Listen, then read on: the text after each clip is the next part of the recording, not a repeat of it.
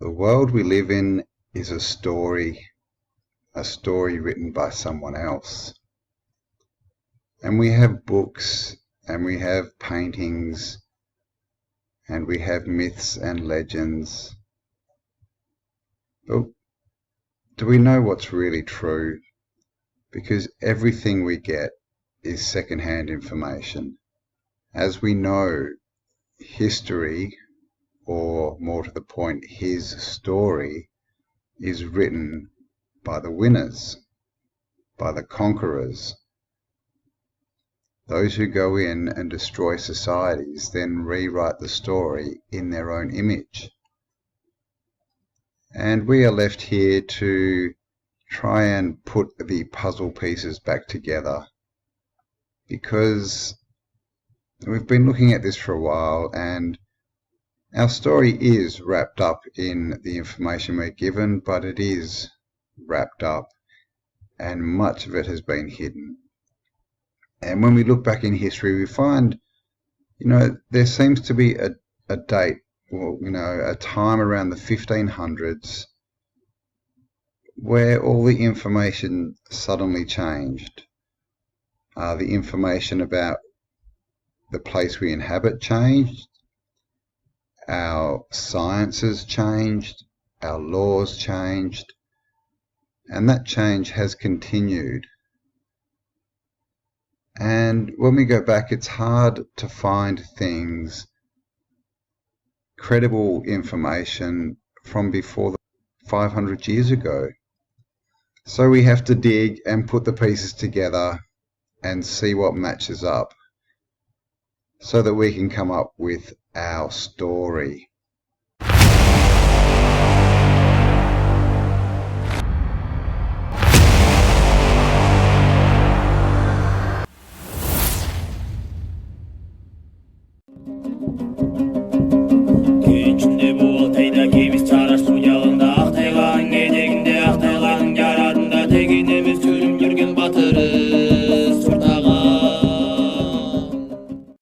Hi guys, how you going? Campbell here from Autodidactic channel. Hope you're having an amazing day. And as always, autodidactic means to be self-educated, and in this world we need to be self-educated. Because if we're not self-educated, we won't find out about these strange melted castles all over the place. And today I want to talk about a couple I've found in Turkey. My last video was on King Midas's castle, which is melted. And when I was doing the research on that, these things just started popping out of the woodwork. So I thought I'd show you a few more. So what we have on the screen is Hoşap Castle in Turkey. And as you can see, it's just, we've seen, castles like this before that are built on rocks like this, but was this built on this rock, or is this rock melted? Is this some melted part of it? Because when you look at this castle, look at that. We've got this sort of nice castle here, and the back's just, it looks like it's melted down, because when you look at it you can see there's these kind of layers. Okay, we've got sort of a bit more strata down here, and down the bottom here we have some, I don't know what these are, bricks or tops of something else. Strange lines here, another wall here. I think these are windows or something. It's just a very strange looking thing. We've got this sort of bit jutting out here, and then around it there's like a moat. Down here it's a big sort of moat looking thing. And even these, see how they're round, that and that? What are they? Are they the tops of something that might be lower in the ground, or was lower in the ground? Not really sure. And then even in the background we have stuff like, look at all these kind of steps. I don't know, in that. So anyway, this is Hoşap Castle, so let's have a look. Okay, so Hoşap Castle, this is Turkish archaeological news, and it says Hoşap Castle is an imposing fortification and the main tourist attraction of Güzelsu village near Van in eastern Turkey. Perching dramatically over the road connecting Van and Hakkari, the castle has been recently renovated and can now be visited if you can attract the attention of the custodian who opens the gates. The castle's name in Kurdish is Kayla Zosabi, and it means beautiful water castle. The name is reflected in the Turkish name of the village. Güzela also means beautiful water. Naturally, both names come from the river that flows nearby. Now, this place is like in a desert. I'm sure there's a river nearby. I didn't see it, but there's not much beautiful water near it, at least not now. This is another shot of it. It says, although the castle is not particularly old for the local standards, as it only dates back to the mid-17th century, it was almost certainly erected in the location of a much more ancient Eurasian fortress. According to Mehmed Top, an archaeologist, the history of Hoşap goes back to the Kingdom of Eurasia, when it was a military stronghold standing at the crossroads of two strategic roads. The area was later conquered by the Persians and then controlled by the Macedonian army of Alexander the Great, who then went and cut the Gordian knot. The usual succession of Seleucid, Roman, Byzantine empires followed as we get that story. Yeah. Okay. So that's it. It's built in the mid-1700s. Not a lot going on. That's all they really say. There might have been, things there beforehand. They're saying it was to guard the crossroads to two nearby towns. And it says during Ottoman Safavid War, fought between 1532 and 1555, the Muhammads supported the Ottomans and thus earned numerous privileges. They continued their semi-independent rule of Hoşap and erected the magnificent castle that can be seen here today. It was constructed by Sari Suleiman Mahmudi, the chief of the Mahmudis tribe in 1643. The Mahmudi Beys used the castle well into the 19th century until Tanzimat reforms reorganized the provincial administration of the Ottoman Empire.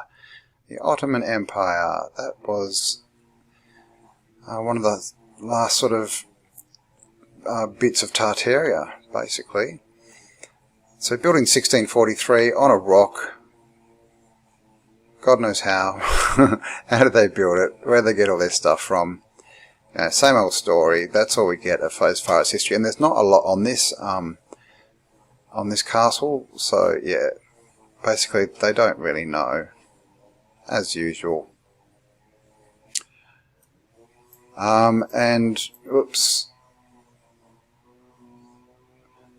Just wanted to have a look at some pictures of lava. Now this is just dry lava runs. Just to sort of show you, obviously lava is melted rock. And this is the kind of thing that you get, the kind of look. Whoops, that's not the picture we wanted. It just looks like rocks. This is fairly new, that's why it's still black. And see this is all lava. So this is what it looks like, melted rock. And we get all these squiggles and swirls and layering. That's a dried lava flow there. Look at that.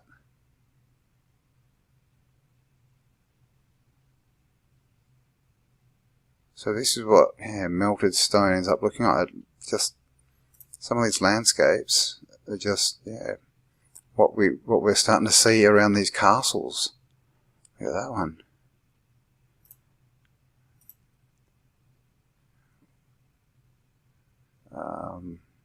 That's not a very good picture, but you can see again that's radioactive. So this is lava. This is what it looks like. This is how it breaks up, and this is just melted. Obviously stone from, well, they tell us from the middle of the earth or from down low. And so is that what's happened to some of these castles? They've melted, and that's why they're looking like they do. Let's have a look. A few more pictures of this Hoşap castle. And this is the front side, and this still looks pretty intact.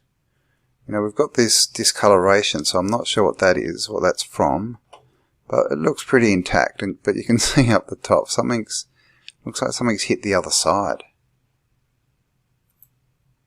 This side. No, it's a pretty interesting castle, and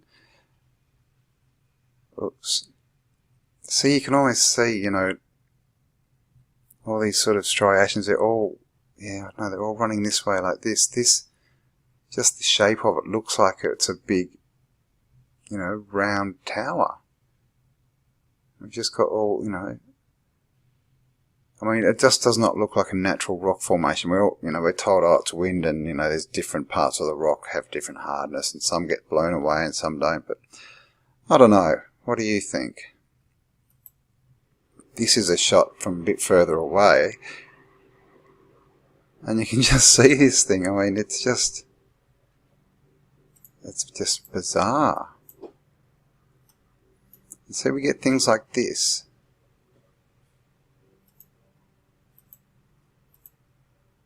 Let's say they look like bits of wall or something.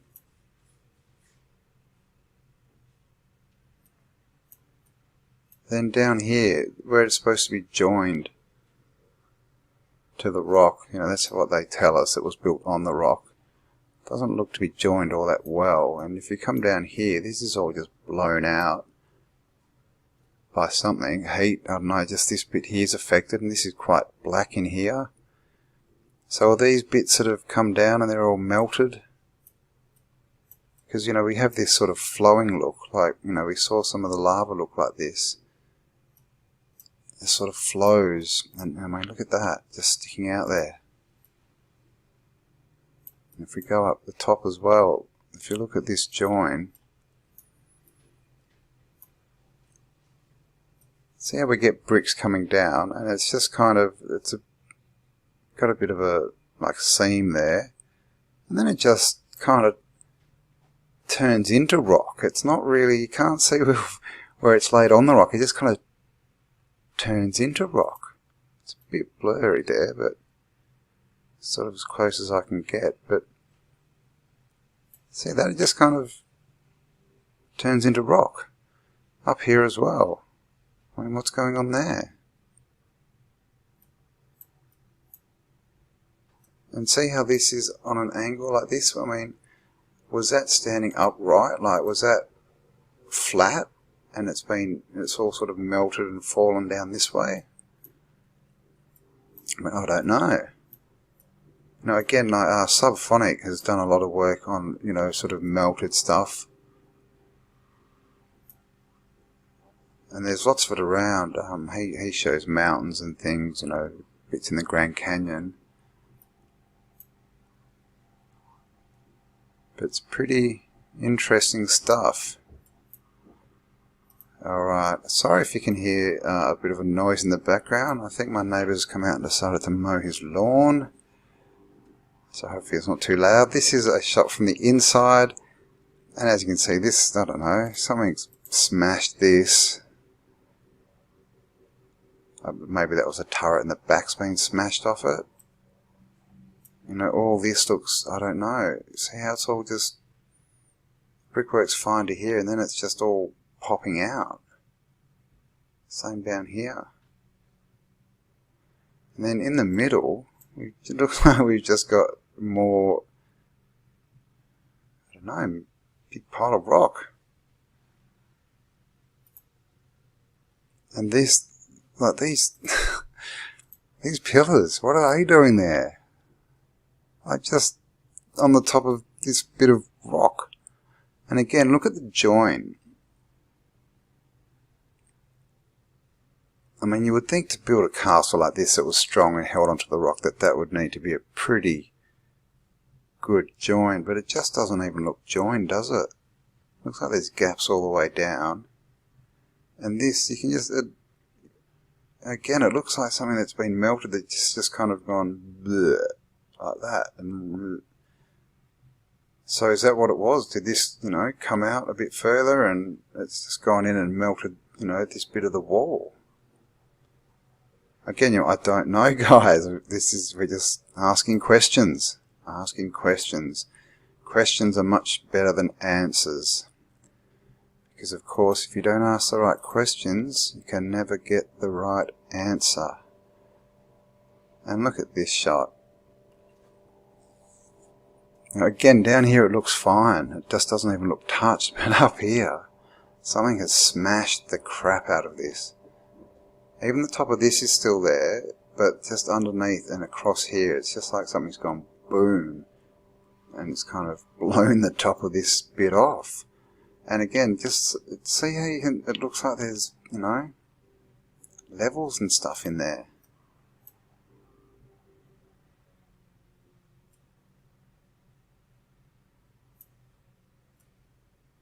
Just bizarre. Even down here, you know.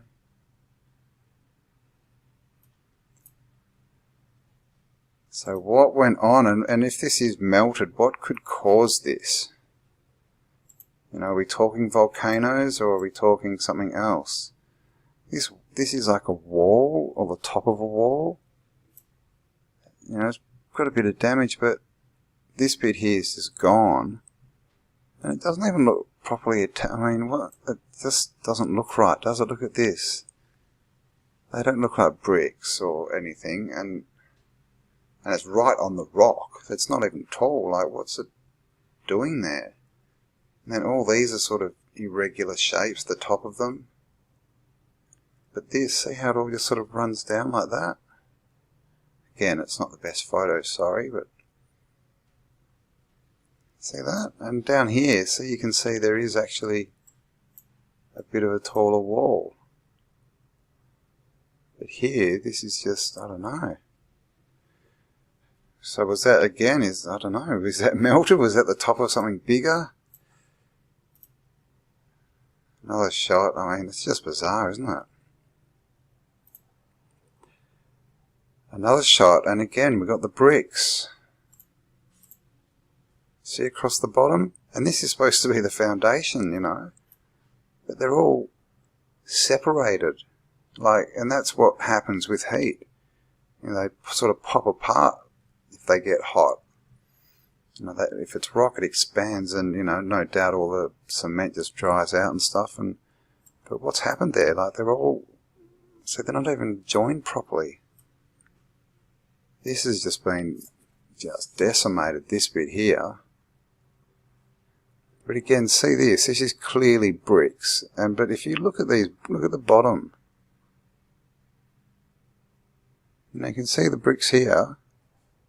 But so that looks melted. Like this, they're not bricks anymore down here. Now what has gone on down here? Again, this is the foundation of this massive wall, and it's just the big hole there. It's this, like, what's going on here?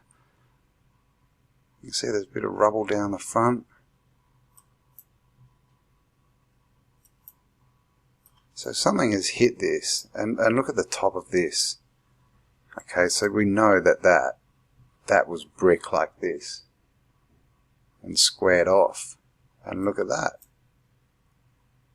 And look at this. We've got a square window. Square, square, square, square. And then look at this one.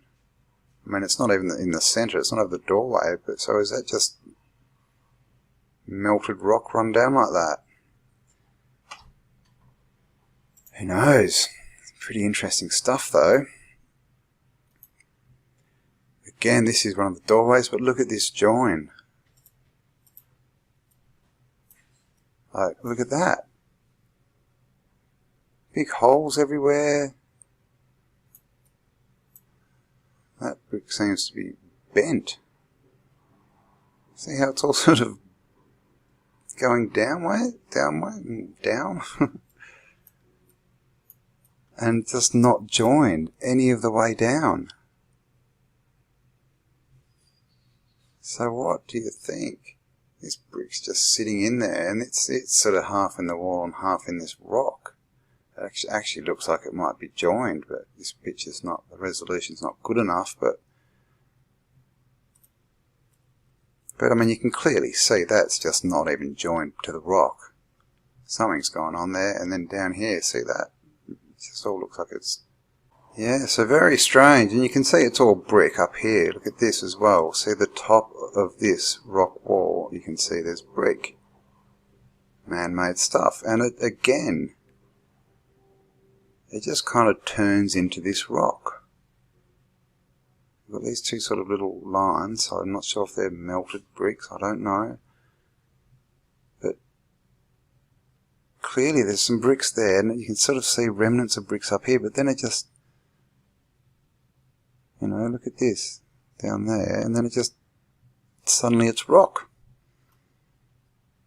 You know, and this looks like it's flowed down. This guy's worked it out. He's, what's going on there? This isn't right.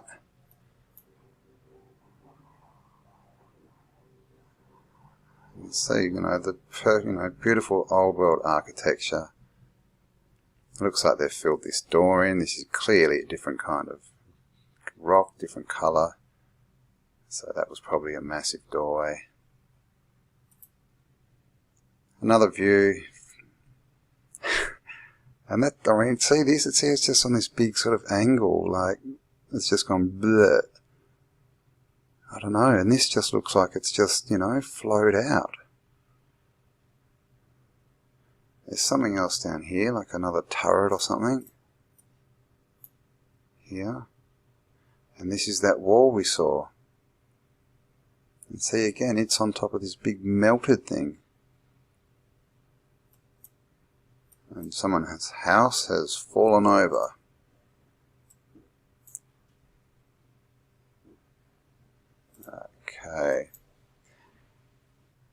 Okay, so that was Hoşap Castle in Turkey. And now I wanted to take a look at Eğil Castle, or Eğil. I'm going to call it Eğil. And look at this.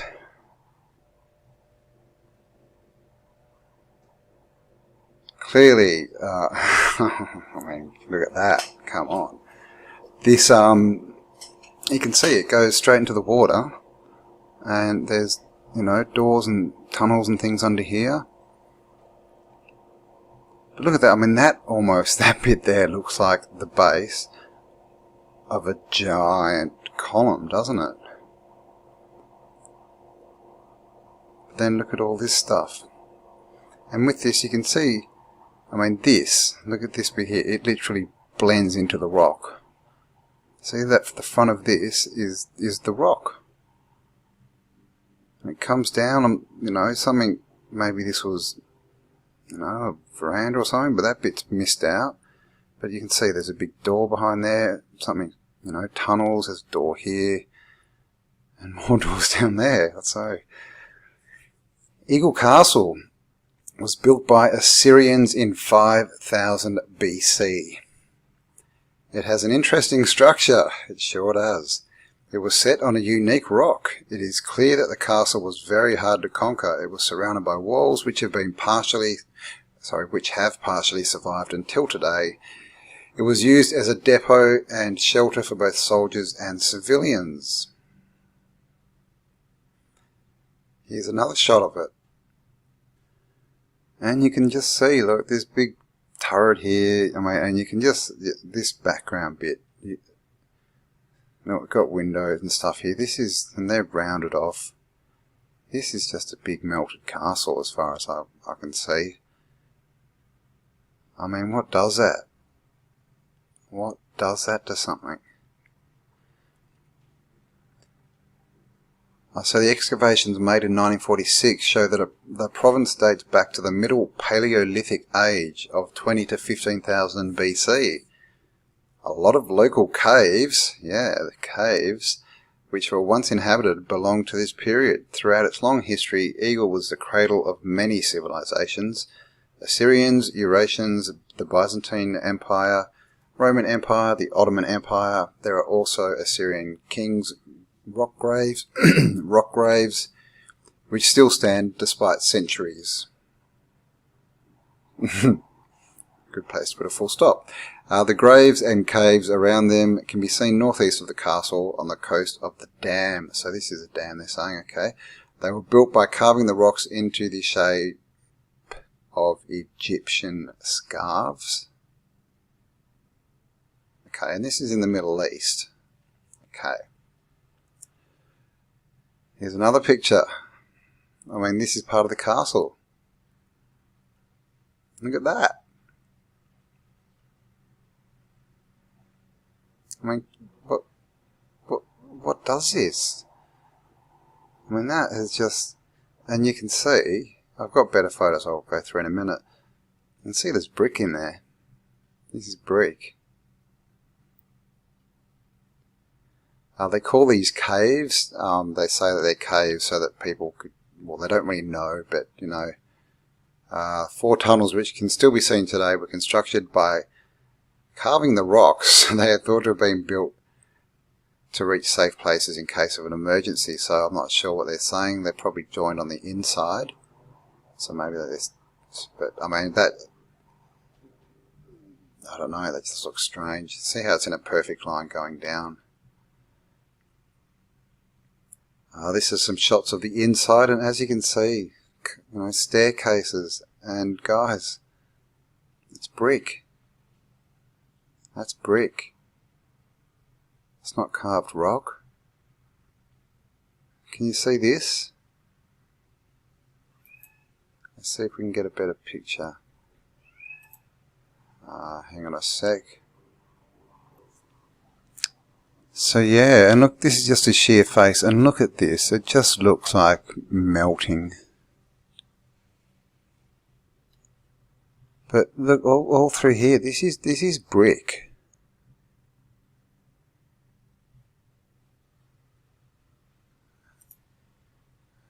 Okay, where were we?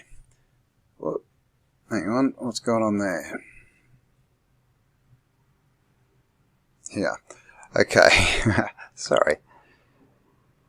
This is just another shot of the area. I'm not sure, can't see a lot there. This must be it up at the top.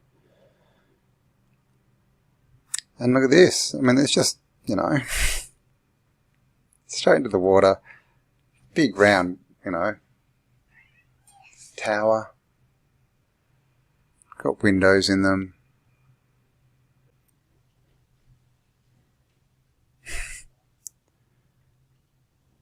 And look at that again, that just becomes the rock. I mean, they're trying to tell us that this was carved. So what does that mean? That it was this shape and they've carved out the inside and put windows in it? Or have they carved away, because that's not a natural shape. And it literally, it becomes this, what we're told is rock. And clearly down here there's another level. Look at this. And down here another one. And you can see these lines. You know, it just looks like it's melted and collapsed. I mean, and look at that. That's just melted. I'm not sure what's going on the other side over here, but that's just melted. And this is, look at that, that's man-made, that's sculpted, that, and straight into the water. And if you look here, that's brick. Looks like someone's written something there. Yeah, that's brick. Brick. You can even see it in the roof there. And up here. And then literally it becomes rock. And then how big was this place? Look at this shot. You know, you can see here, it's got carved out bits everywhere. All through here. You can definitely see there's levels in there.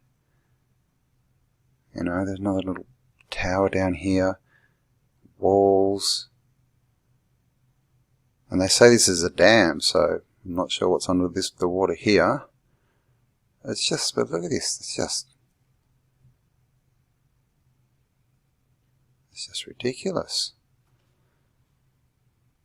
Now this was built in, they tell us this was carved, right? They built it 5000 BC. 5000 BC in what they call the Middle Paleolithic. So what tools did they have in the Paleolithic? This is what they had, guys. This is what they're telling us. This is the mainstream narrative. They tell us that these are the tools of the Middle Paleolithic 5,000 years ago, and with these tools they built this. They built this. Right? They carved this out because it's carved, right? It's not made of brick and melted. Well, not that they want to tell us. And yeah, all done with this, you know, bits of rock, you know, some crude sort of rock picks and stuff. I mean, not really much at all. You know, you look at these tools, and they're all really hunting tools. You get tons and tons of these flint ends. And some, you know, copper tools for farming. And copper, you can't carve rock with copper. You know, like you've got these flint rock, you can do a bit of wood. That's about it. And these are their axes. And their hammers are literally just stones. You know, they've got things like this they can beat the rock with.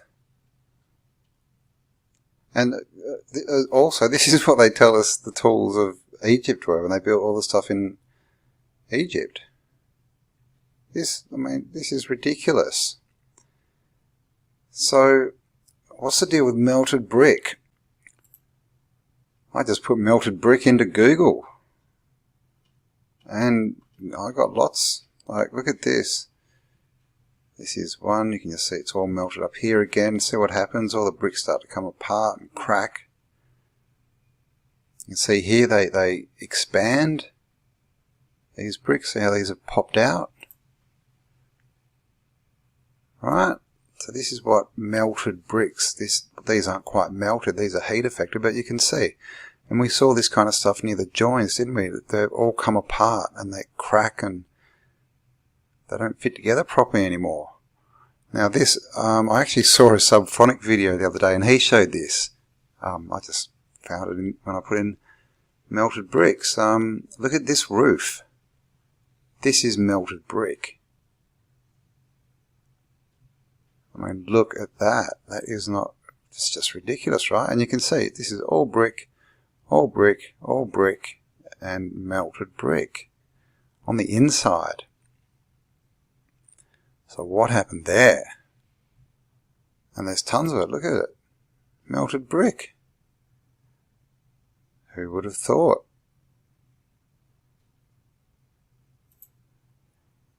Another melted brick, and you can see it just, you know, blobs out and runs. And look, there's a face there. It almost looks like Tesla.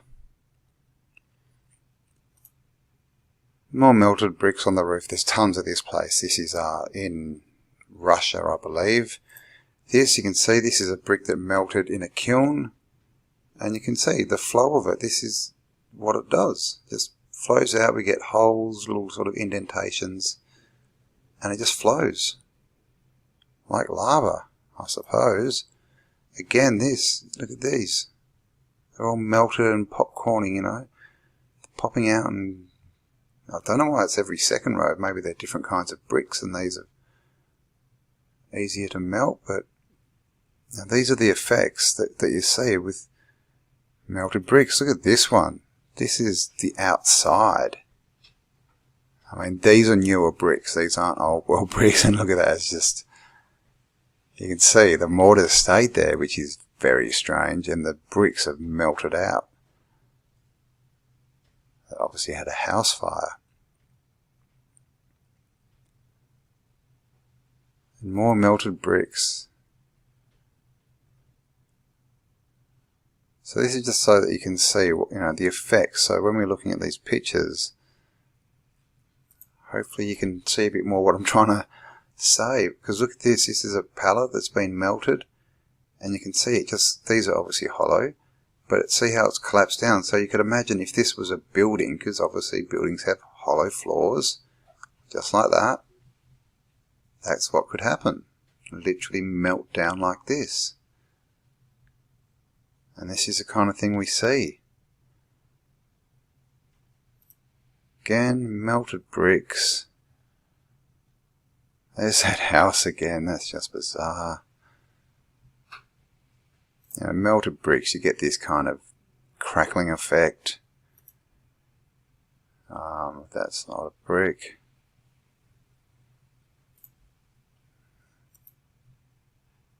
Again, you can just sort of see they pop out. So there we go, melted bricks. Again, you know, this is how they sort of crumble in. Get this kind of effect, which we see a lot. And that's what melted bricks do. So let's have a look at some pictures of Eğil Castle. This is it. And straight away you can kind of see, you can see this line, and it literally goes right around the back there. Got the tops up here. Look at this, perfect circle in the rock, is what we're told. Even up here looks a little bit suspect, doesn't it? Okay, look at this.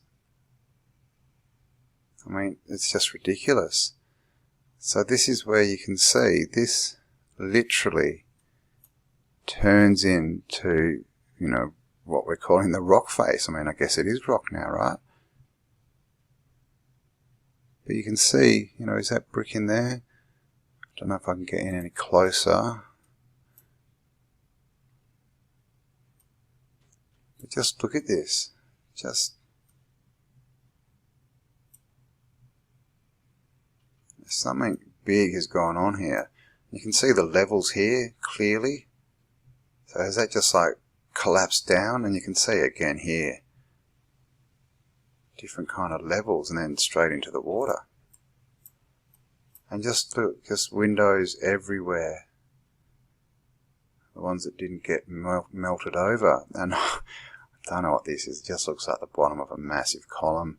It's got a doorway or a window or something here. This is that turret. And you can see here it is brick. Wish I had better contrast, but that's that brick that's been slightly melted. That's sort of got that runny look on it. And the whole thing's just been... And it looks like it's just been flash blasted and just the outside's melted, because we've still got this shape here. And when you look around, everything's melted. You know, some things seem to just sort of have the outside done, and some, like this, is just looks like it's completely melted. There's a massive cave, whatever, down there. Entrance, but this part of the castle looks like it hasn't even been touched. It looks perfect. And we've got a bit up here in this, I don't know if that was part of it. There's a massive, massive cave hole down there.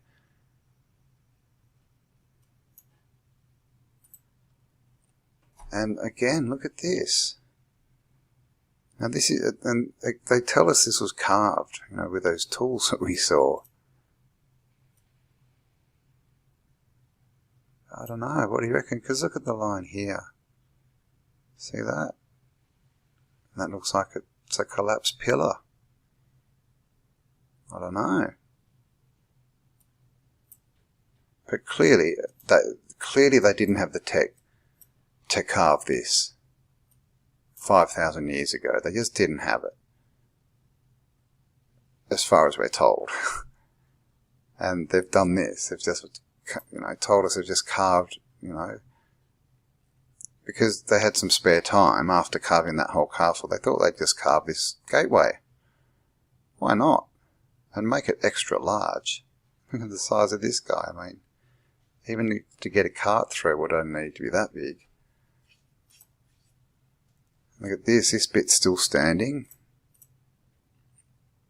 But you can see,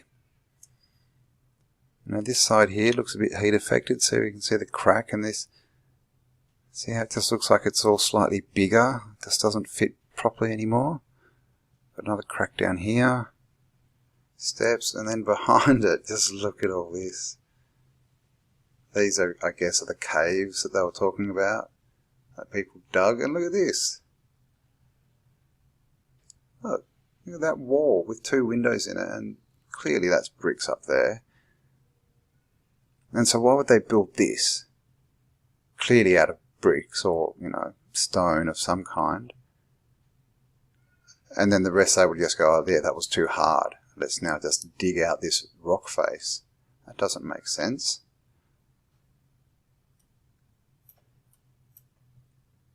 You can't really see, but I'm pretty sure I've got a photo in here that does show the bricks pretty well. I mean, here, this, see these steps? We saw this one before. Clearly that's not carved rock. I mean, it's just too rough. You can see segmentations going, you know, up and down all the way along it. And then we get this melting look all over it.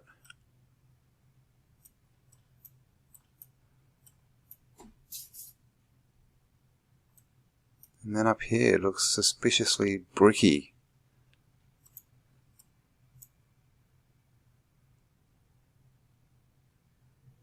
But look at that, I mean, it doesn't even go anywhere. Why would they carve that? You know, the story is just ridiculous.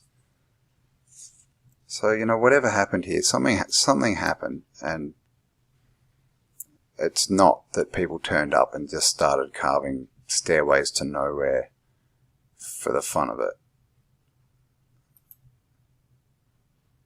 Again, I mean, and see along here? See, we've got like these rounded bits coming out. I mean, looks like there's a floor in there, and then up here, bit of a roof. It just looks like a, you know, all bits of man-made structure. Look at this little bit down here. It's still got its pointy roof on it, a little tower. More towers, doors going into them. This one's right on the water, because that's where you would put a door. They'll probably say it was for boats. But the work that's gone in, and even if they did carve this, look at the top here. This pops out, and then we've got a nice round, and this, you can see, that's a dome, that's sort of like a stylized dome. So even if they did carve out the inside, which the story says, why would they then go on the outside and, you know, carve what looks like a melted dome? They would either do it perfectly, but I mean, they wouldn't do it at all. They couldn't do it. And look at the levels down here, just all the way down, like steps. And then at the bottom, I don't know, is that brick? So, you know, melted castles. And you can just see, like, did it go up? Is this how big it was? I mean, it looks like it, doesn't it? Right up to, it looks like it was this whole thing was a massive castle.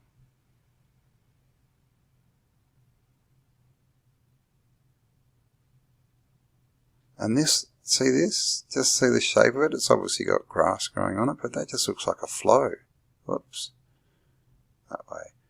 Looks like a, you know, like a flow, doesn't it? A lava flow or something.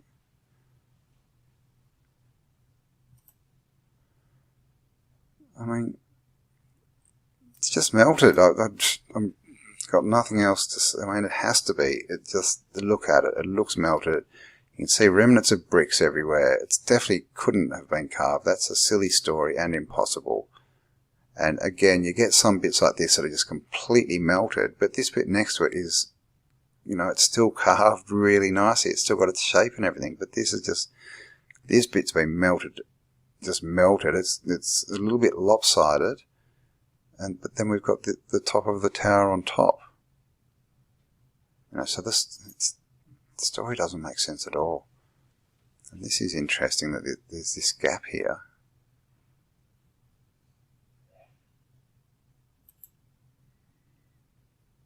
And again, see this?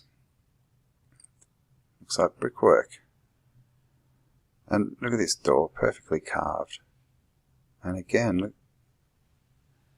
Looks like bricks. So there you go, guys. That was Eğil or Eğil Castle. This one is in Russia, I believe. I'll leave all these links in the description as well. As always, Turkey, it is Turkey, yep. So these are both in Turkey. And there's a lot going on in Turkey. Obviously, we've got Göbekli Tepe in Turkey, which they say was actually filled, like, buried on purpose. And there's just stuff like, there's a few more castles like this around Turkey. There's ruins everywhere. And again, Turkey is one of those places, you know, it's smack bang in what they're telling us is, you know, one of the cradles of civilization. But the cradles of civilization, if you haven't noticed, are always in the middle of deserts. And why is that? That confused me from when I was a little kid. That just didn't make sense, and it still doesn't.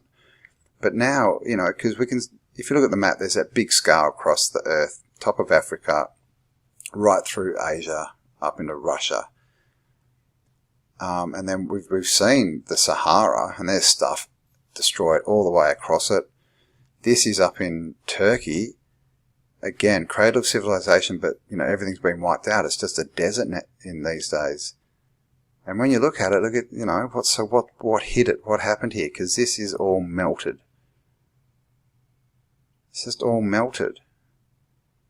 And, of course, there's no trees anywhere. You see a couple, but there's no forests or anything in Turkey. It's just all desert. Like, you can see what the landscape's like. It's just been smashed. I mean, they look like ruins too. I don't know. Stuff everywhere, but it's been hit by something pretty dramatic. I mean, what would do that? So there we go. Hope you enjoyed that one. Couple of castles from Turkey. Eğil Castle, and was it Hoşap Castle? So thanks for spending some time with me. Hi guys, how you going? Campbell here from Autodidactic channel. Hope you're all having a splendabulous day in this strange world and realm that we find ourselves in. Getting crazier and crazier by the day.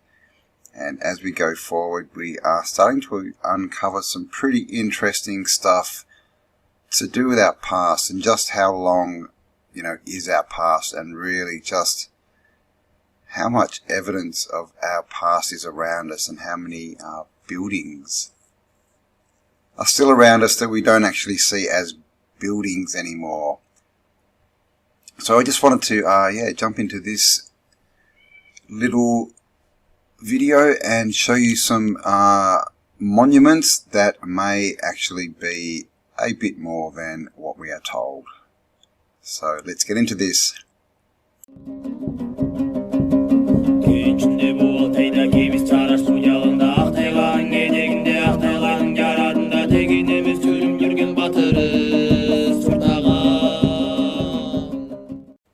So I was watching a video last night. It was actually a van life video when they were driving through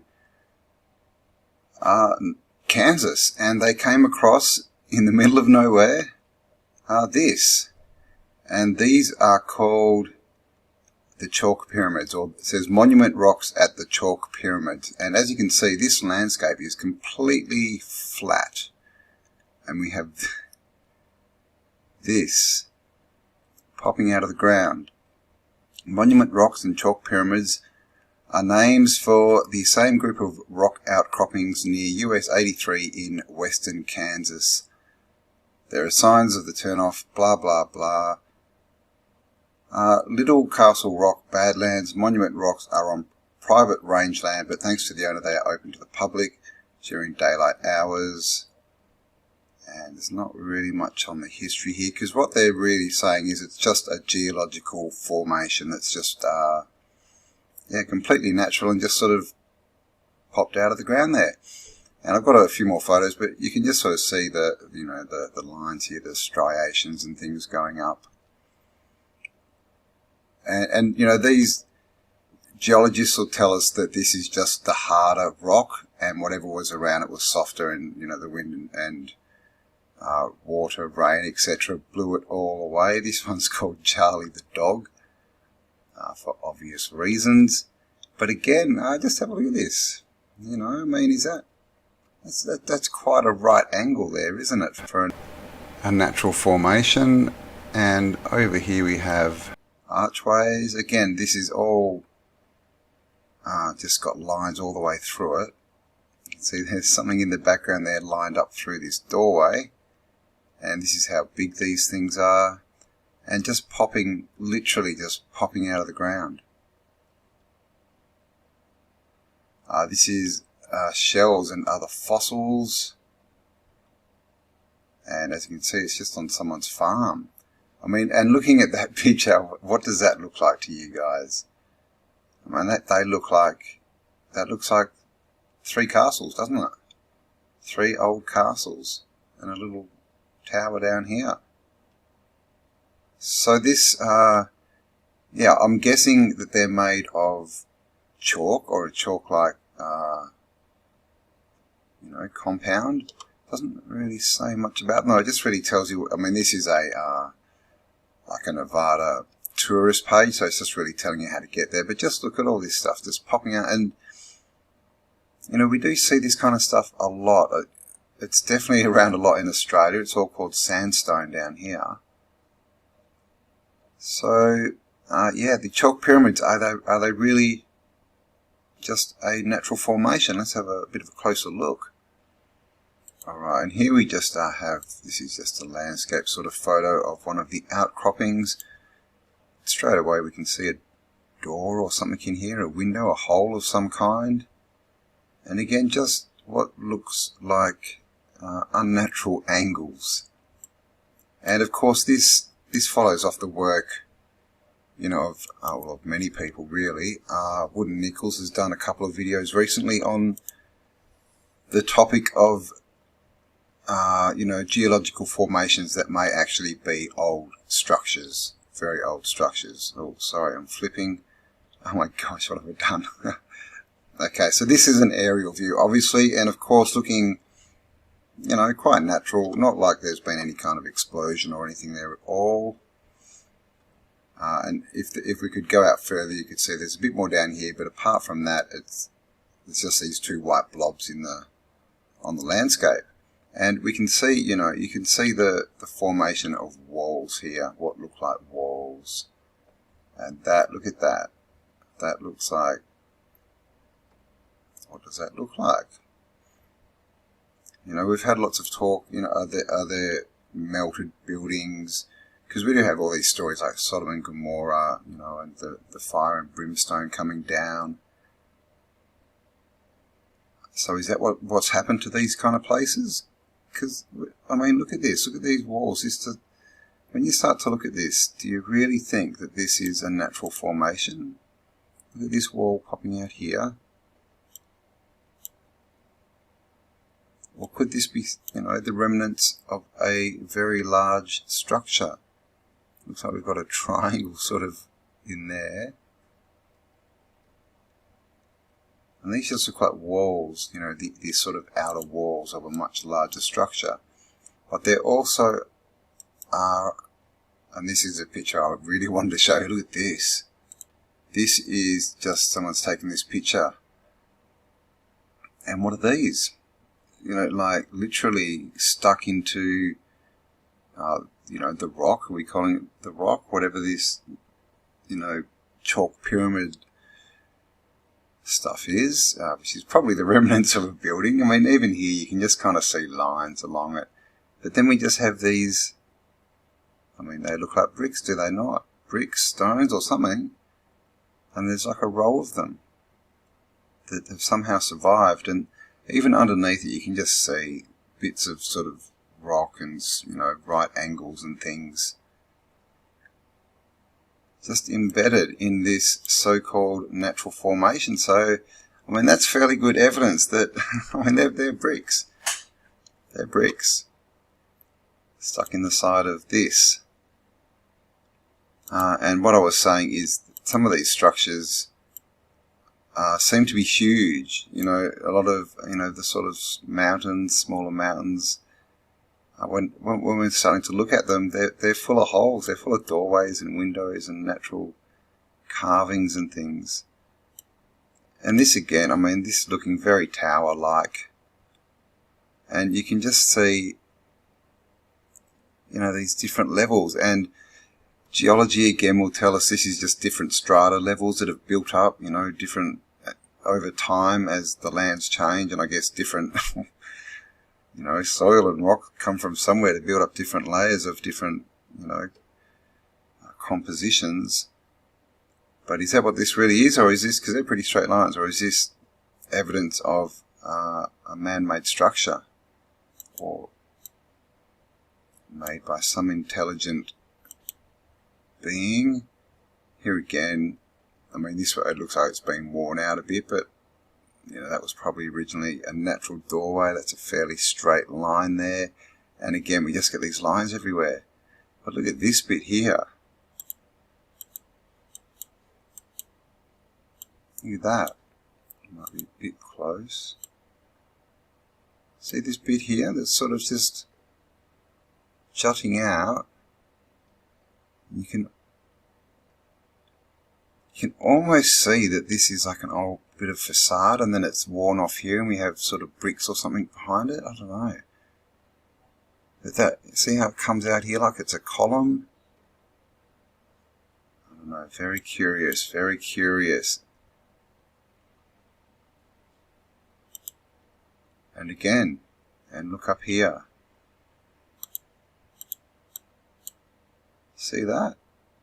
That looks pretty right angle for a natural kind of, I mean, it may be a rock fell out of there, who knows. Even in here, these look like rocks. Like, they're not you know, that they don't look like the rest of this, do they? They look sort of like a rock, and also this bit here.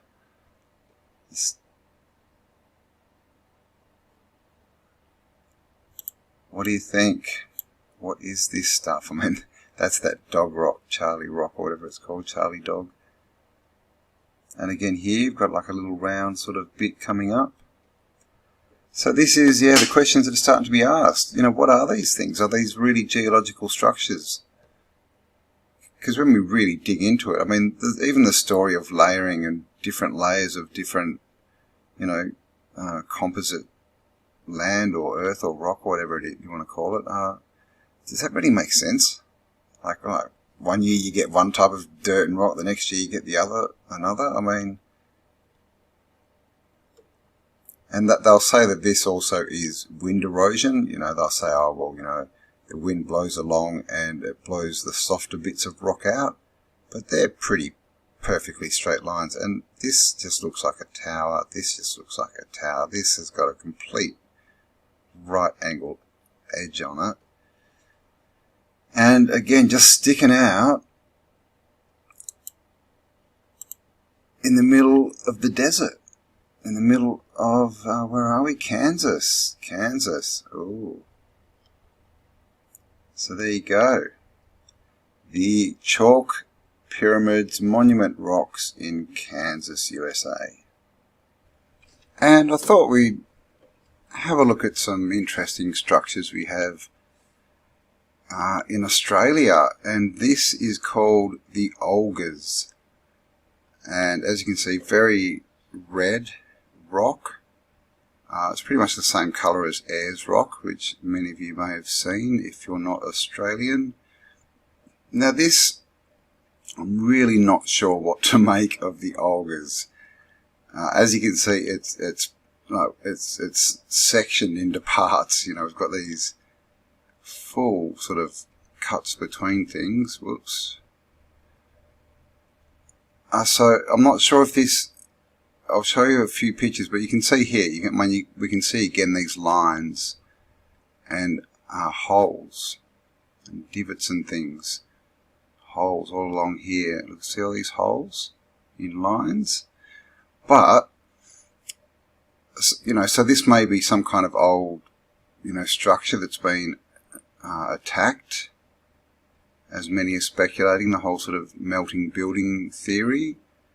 But there's also another theory out there. There's obviously the Titans, and Mud Fossil University has covered this a lot, and Just looking at his picture, see this front bit? See this? Looks like the head of an elephant. I've got a better picture that shows it as well. So I don't know about this one, and you know, the middle of Australia is literally, it's red dust, all of it. So obviously red is iron. Iron is what makes blood red. So yeah, don't know. Whoops, how did we get there? Oh, whoops, I'm not supposed to see that yet. Okay, so yeah, this one. And this is just the colour of the soil in the desert of Australia, but can you see the elephant there? Can you see how that looks like an ear? Eye there, down into a trunk, and it's kind of back. So I don't know about the Olgas, but very, very interesting. Now I'm going the wrong way. There we go. So this is a better shot of these holes. See them all? Big ones up here, but they seem to be in lines. And they're just kind of everywhere. So I don't, you know, that could be, I'm not sure, is this because it's a part of an old structure, or is it something to do with, you know, how organic things break down? I don't really know about this one, but I thought I'd show you just the same. Here again, just like these holes in here, just everywhere. And this is quite a big sort of area. There's quite a few of these really large kind of rocks around here. So it's a pretty interesting structure, the Olgas. This way. No, oh God, now I'm completely lost. This way. Now this is another thing we've got. This is called the Three Sisters. 1, 2, 3. And there's a few really smaller sisters down here. This is in the Blue Mountains in Australia. And as you can see, this is a big valley. We've got this huge plateau wall along here. And these are, again, we're told this is all just natural rock formations. But these have an interesting look to them. I mean, look at this sort of slab here that's just, it looks, you know, it looks like part of the outside of the old structure, and all this has fallen away. And you can sort of see it here too, and it's like it's fallen off, the facade's fallen off. But of course this, you know, we do have big holes here, you know, sort of all the way through it, down here. But is that open enough for this to be some kind of building? I mean, what's happened? Is it collapsed maybe? Are these floors? Because, and they definitely do have the look, and some of the pictures I've seen, you know, there's obviously carved out rooms where there's doorways and things, and we know there's tunnels in there. But see how it looks like there's a facade here on some bits, and then it's fallen off on others. But what's getting me is, you know, if this was a castle, shouldn't we have open floors? Or if these are all, or are they all collapsed down? Because if they are, that would have been a very large building. So I'm not sure, but just the formations, you know, this thing here looks like a tower, sort of with a dome popping out of the ground. Or is this got a lot more to do, you know, Wise Up says that this is all wood, that all old structures were wood, and then they just got petrified and turned into what we now call, you know, sandstone and chalk and slate and all this kind of stuff. But again, you can just sort of, almost looks like bricks down there.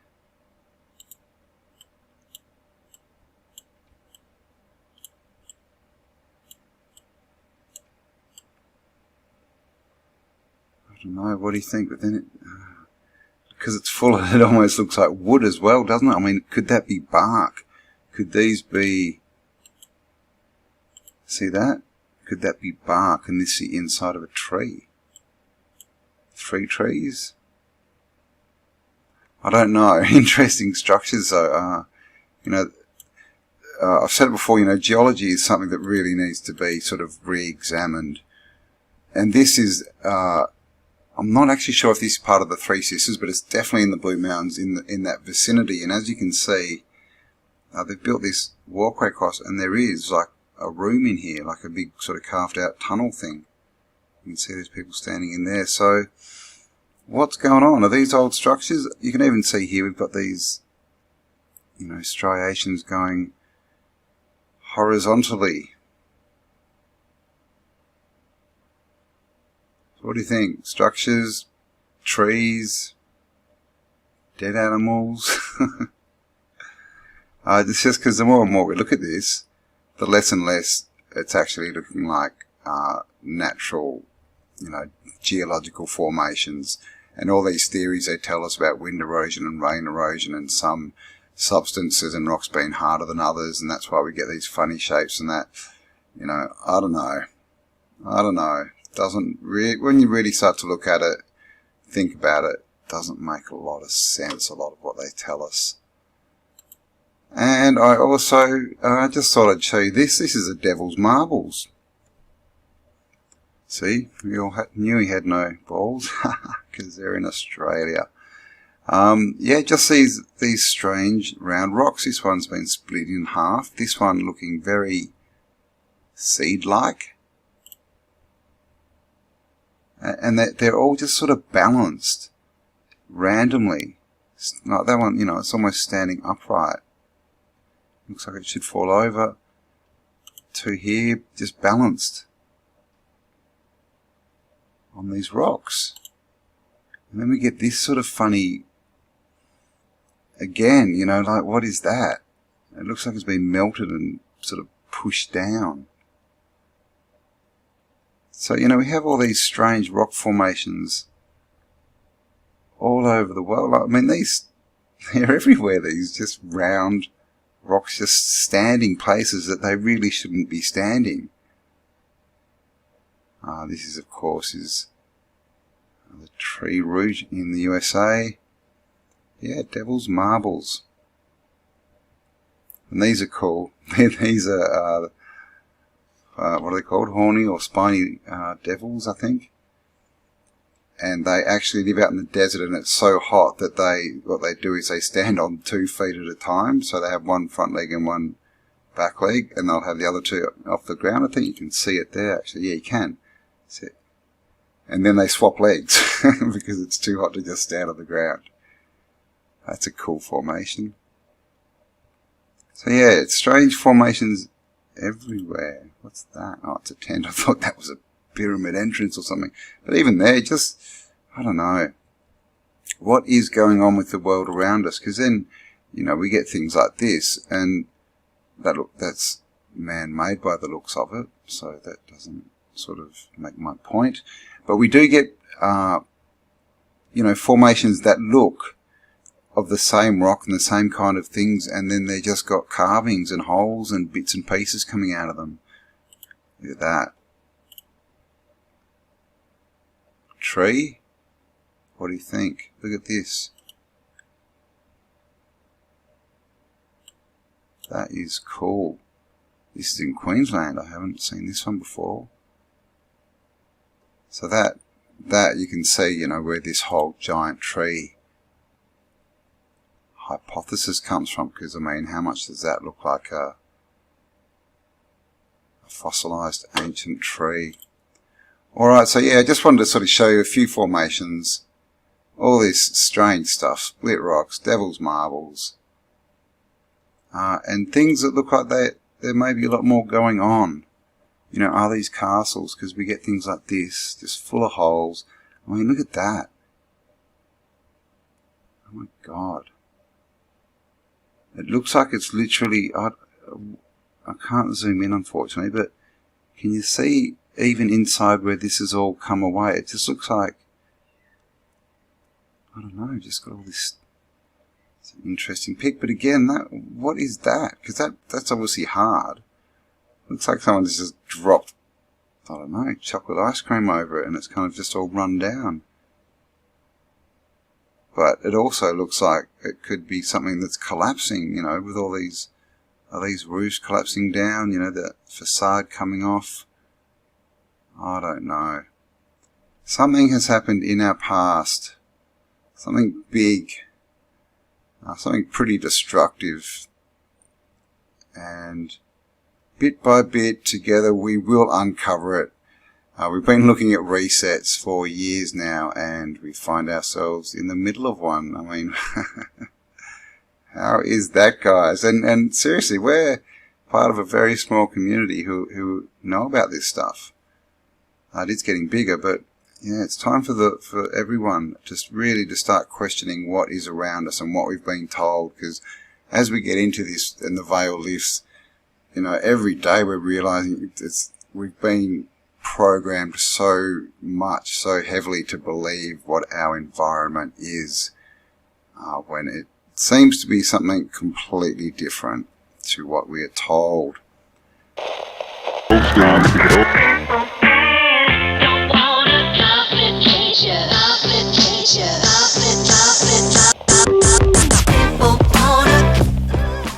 Have you guys heard of the Long U caves in China? Oh man, they're stunning. Are they those huge ones with all the steps? No, they're huge, They but look huge. they are, and there are lots of them. I don't know how many Oh my gosh! I don't know how many there are now, but They don't say that's natural formation to the UAP. you know, I have to look and see what they're even saying. Man-made, they say. Wow. Heights up to 30 meters, 30,000 square meters. Whoa! Oh man, new to me. And the thing about them is there are quite a few. They're found in 92 and 19 caves still. Okay, but they're almost, well, not almost, but they're identical in size and shape, and sometimes symmetrically opposite. And the caves have different entrances that are pretty far apart, and then they weave and they come together within a few inches of gap, perfectly plumb, separating the caves with no connections anywhere else. The only way you can get from one cave to the other is to go up and around. And it was found, it was just a pool that somebody started exploring, like, how deep does this strange pool go? And they pump all the water out and it reveals all this stuff. And it looks like it's machined. Maybe the water was part of the machine. Yeah. Yeah. And oh, I wanted to ask you, do I call you by your first name or your channel name? Me? Yeah. Yeah, Campbell's fine. Campbell. Okay. Yep. Okay. And you go into these caves and, like you said, there's a small entrance, right? And then it's like a building inside. But yeah, these. It's bizarre. There's a lot of temples, like sunken temples in India as well, that are full of water.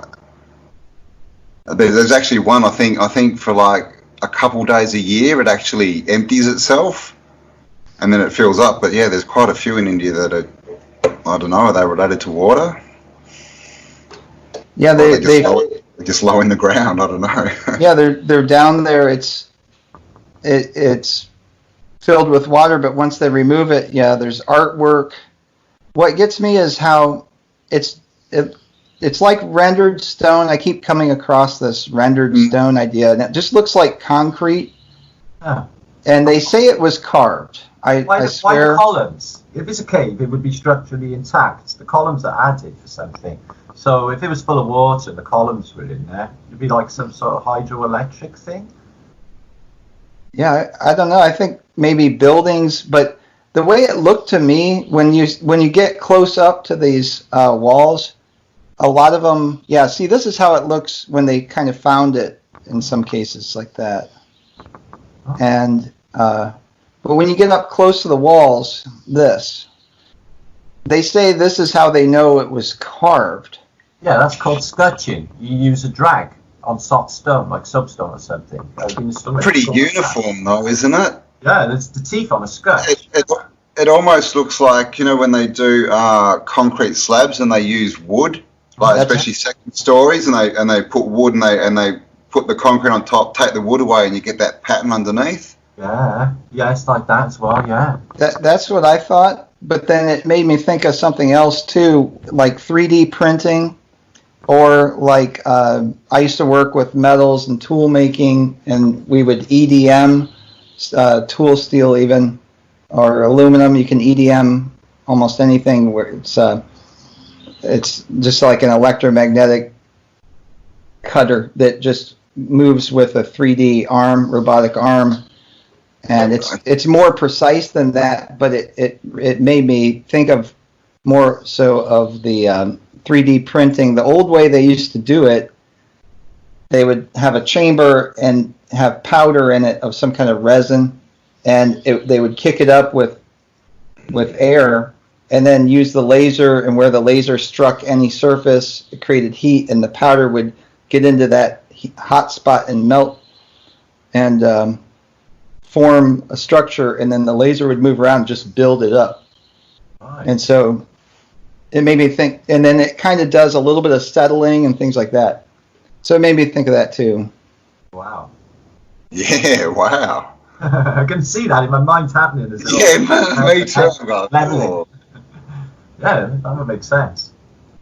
Wow. But I mean, this is the thing, because we've got, you know, because this stuff is everywhere and there's so much, you know, it's all so similar, and, you know, it's clearly like, you know, they've got these buildings have got components or something. I mean, they do look manufactured, don't they? Or they look, I mean, you know, what time frame are we looking at them all being constructed? Because, I mean, there must be millions and millions of these buildings. Yeah. I think have you found a city that doesn't have some kind of underground network that really doesn't make sense to be there? Because I haven't either. The city I live in has it. Every city that I can think of, if it's a big city, has it. And the stories never make sense. Like, what were you saying about the train station? Like an underground train station, subway station, or? Yeah. Why does that look like the underneath of a wooden boat?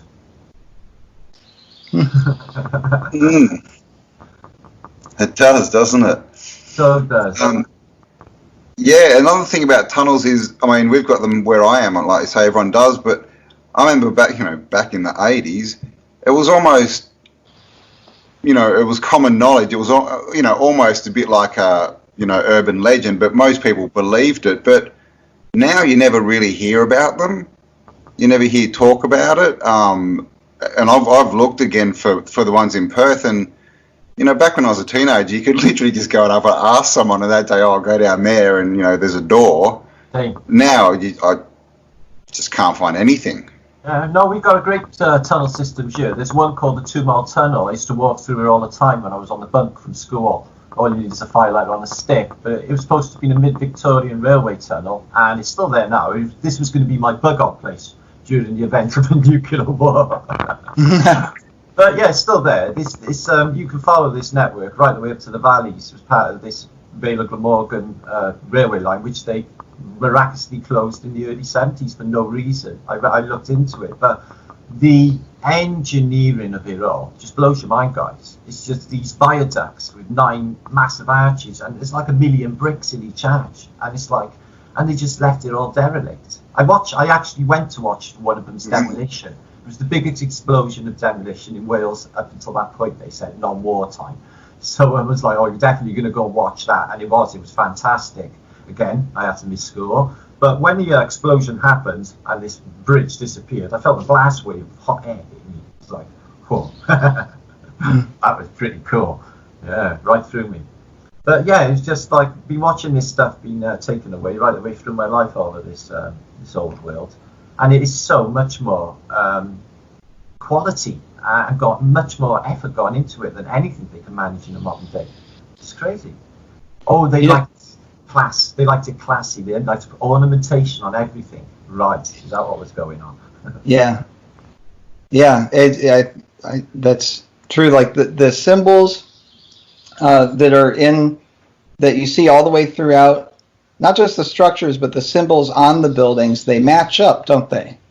Like I haven't made heads or tails of much of it yet, but I see something about it where we can treat it like a language, where the symbols tell you what the function of the structure was, Exactly. Right. and yeah, and then it may also tell you something more about it, like a portal to another place, whatever that would be, maybe a bus stop, maybe a Zeppelin stop. But it tells you, like when you go to the airport, you know how retarded everything is now. If you can even go to the airport to actually go somewhere, um, they'll put up just in letters telling you what city this gate is going to take you to if you get on that plane.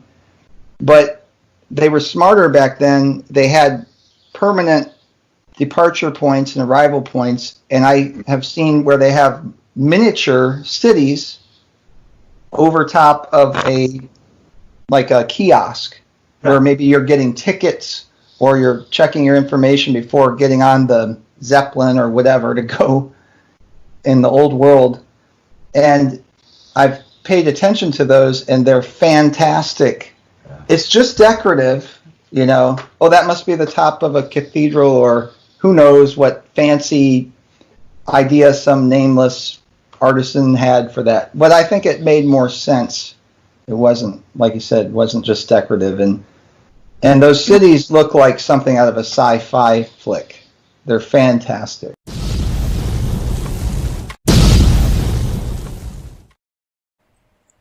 This is an ankh from ancient Egypt. This is also an ankh from ancient Egypt. And as we can see on this, we have the Eye of Horus, which represents the pineal gland. Horus as well is, the word is an anagram of hours.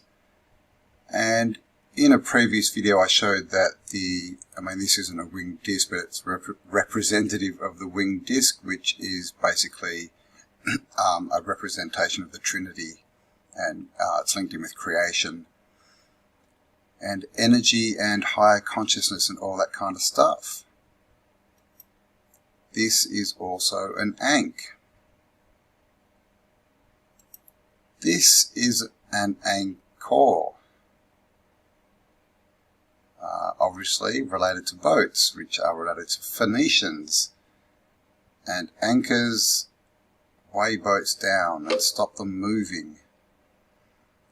And it's interesting, when you look at pictures of anchors, you find that many of them, apart from the fact that they are made of solid, high quality iron, steel, many representations have the rope like this.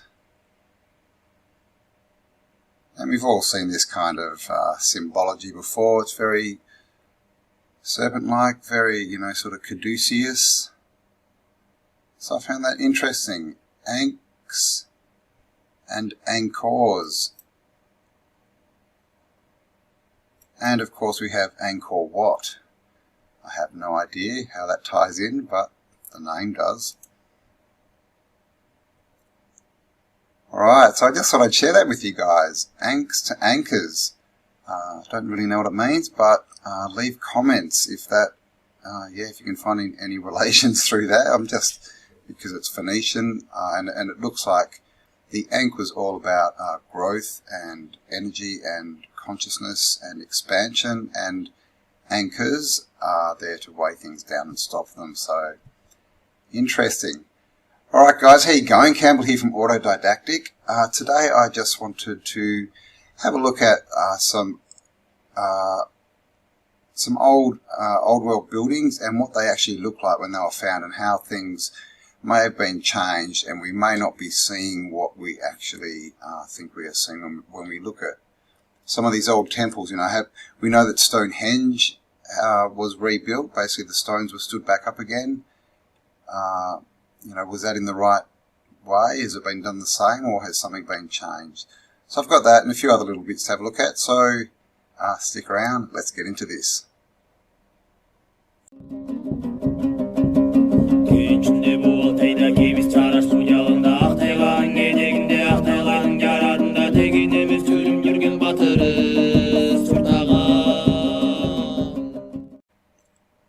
So I came across this, fake ruins, and apparently it's a thing that people are building or saying they are building are fake ruins. Europe was once obsessed with fake, dilapidated buildings. And we have this picture here. I think I've got a larger one here. You can see this. Look at the doorways, the shape of those doorways. Look at the building, thick walls, stone. It looks like an ancient ruin, doesn't it? It looks like an old world building. And it says down here, if you walk through the Belvedere House Gardens and park in Westmeath, Ireland, a dramatic sight rises through the trees, an enormous shattered abbey. A staircase of broken stones climbing to the sky. Visitors often wonder what imposing building once stood here, but the whole thing is a deception. The ruin, which is called the Jealous Wall, was constructed in this dilapidated state in the 18th century by Robert Rochfort, a man known to history as the Wicked Earl. On either side of the ruin stands a county house. One is beautiful and well maintained, the other a ruin in its own right, overgrown with ivy. The situation came to be often offers a glimpse into the tortured mind of a real-life Gothic villain and highlights a bizarre architectural fad that swept the decadent world of the 18th century aristocracy. So ruins have always captured the imagination for artists and writers. They are places where time seems to stand still, where we might become lost in a dream, and where the inescapable power of natural forces is in full display. As the German sociologist George Simmerd once put in The Ruin, nature has transformed the work of art into material for her own expression, and she had previously served as material for art. All of this meant that as the 17th century came to an end, the sight of a crumbling abbey or dilapidated temple had become desirable. So now rich landowners all over Europe were building ruins that were not natural. Alright, so here we go, guys. They're just all built as ruins in the 1800s. My gosh. So this, they're saying this is George Rochford's house at Tuddenham. So this is, we've got the ruins here, and apparently on each side there's a house. One is kept and maintained, and this is the other one. That's the house. 3-story massive brick building with huge chimneys, and it was built as a ruin. They built the whole house. Oh gosh. What does it say? He went to jail. Around 1743, Rochford heard rumours that his young wife Mary had been unfaithful to him, and with one of his brothers. Rochford flew into a rage. He refused to speak to Mary and spiraled into paranoia and recrimination so bitter that he eventually had Mary locked up in their family home at nearby Gallstown. She was kept alone, other than servants. If she wanted to walk the grounds, she had to ask for permission. Blah, blah, blah. Mary would remain incarcerated in that house for 31 years. Whoa, God, it's a bit of a strange story. Here's another house, apparently built as a ruin. As you do. I wonder if they built the waterway, the canal as well. As you can see, it's still going out to really? Come on. What's this? The French made the most outrageous statement of all in the Desert de Retz, a series of ornamental gardens built in the 1700s. Stands a 6-story tower designed to look like the ruined classical column of a gigantic temple. The colonne brisée, or shattered column, known today as the column house, evokes a kind of connection to the ancient world that is half satire, half dream. Built to look like the base of one of the columns of the Parthenon, blown up to titanic proportions, the viewer... God, these things are all over the place. The viewer has a surreal... the viewer of this surreal ruin is supposed to imagine the size of the building it might have once supported, completed in 1782. Now the question is, how did they build that in 1782, even as a ruin?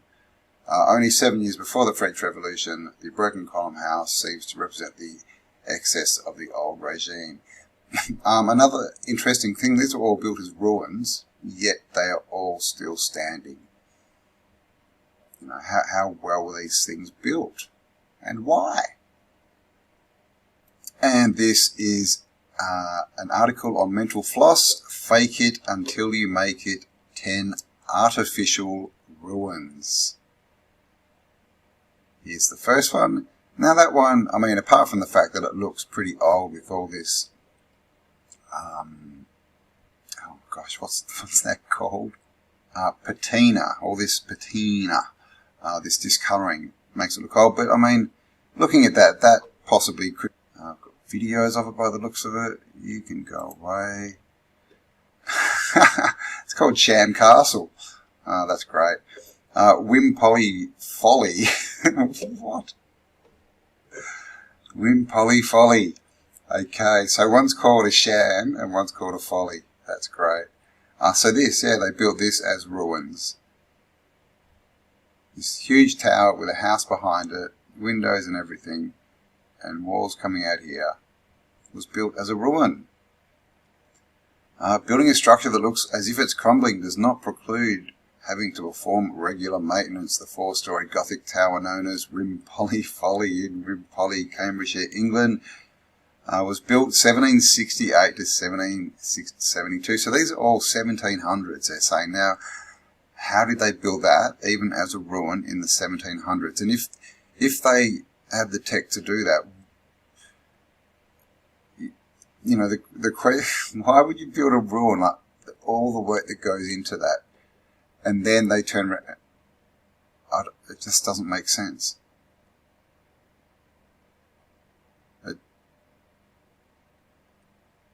That's just ridiculous. 1700s, you know, there's not much manufacturing. You know, we don't have glass, you know, manufacturing and things like this. Definitely not easily, not big pains. Just getting all the materials, and then all the you know, workmen and stuff to get this built, laying the ground, you know, putting all the foundations in. This is a big job. And why would you do all that?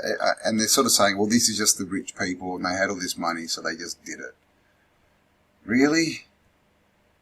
Why weren't they building industries? Why weren't they, you know, increasing their fortunes with all this spending? And who are the people who built these anyway?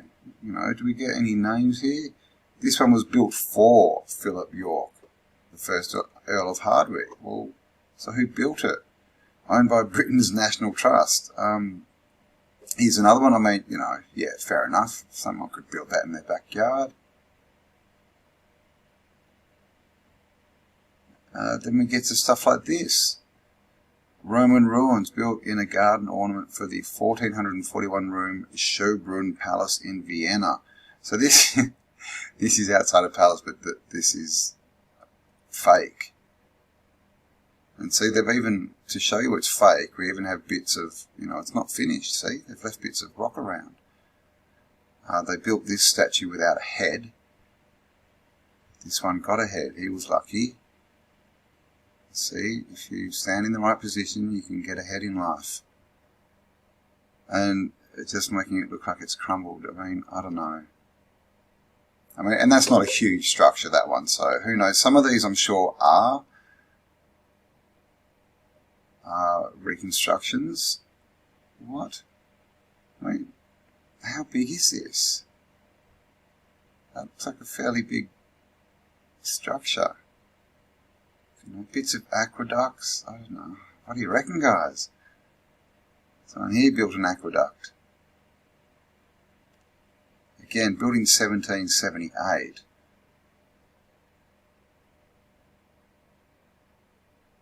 And this in Hungary. And these, look where they are.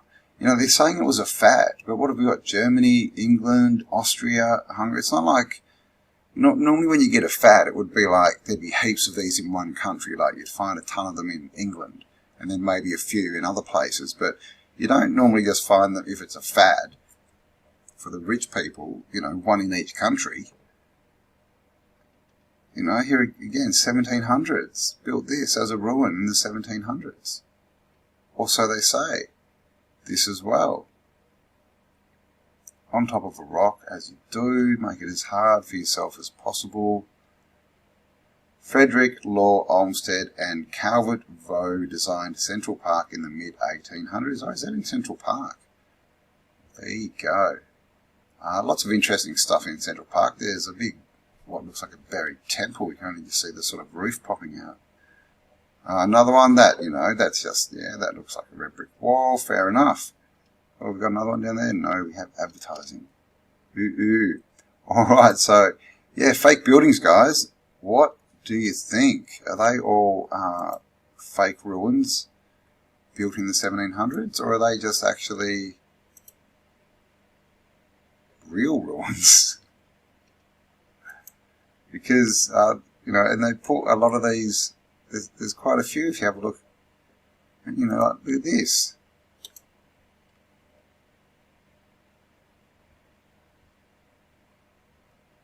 So they're saying that's a fake ruin. I mean, look at these column tops. What this looks like. It does look fake, but it looks like, because look, it's all wrong. So it's all wrong. What this looks like is someone's found a temple that's been smashed over and they've just put it back together in kind of the most bizarre and wrong way that you could possibly do it by the looks of it. Look at this column. We've got two bases here, then another square bit, and then the top. Where's the column? Come on, guys, do your bloody research. So this looks old world, definitely. Look at this foundation, but yeah, this looks like someone's just come in and started stacking stuff up. And I wonder if that's what happened in a lot of them, if they just found ruins and just kind of, you know, rebuilt them a bit and said, oh yeah, we just rebuilt that. So there you go, fake ruins. And, you know, like I said, you know, if you Google this, there's tons of them. I mean, look, are they saying that's fake? Fake. Chapel fake. What? It's all fake, guys. It's all fake. All just built as ruins for no particular reason. And this is our Mayan pyramids before reconstruction. Did you know? So if we come down here, we get pictures like this. This is Chichen Itza. And as you can see, when it was found, it looked like that. And one thing to notice is how similar does that look to the castles that people have been pointing out recently that sit on top of hills, just have the top bit poking out, and then down the hill you have all these other bits. But that's one of the pyramids before they uncovered it. So we also know that Stonehenge was basically rebuilt. And see, a lot of these things were found broken, you know, like smashed, these old temples, and they were reconstructed, which is what I think all this fake stuff is. I think it's the exact same thing. It's just that some got reconstructed, put back together a bit better than others.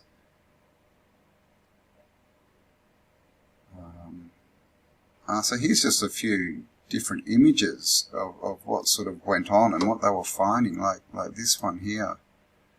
This is Chichen Itza as well, but you can see a lot of the time when these were found, this is what they found. Now, obviously with a lot of these, it was just uncovering them, you know, unburying them, especially the big pyramids and that.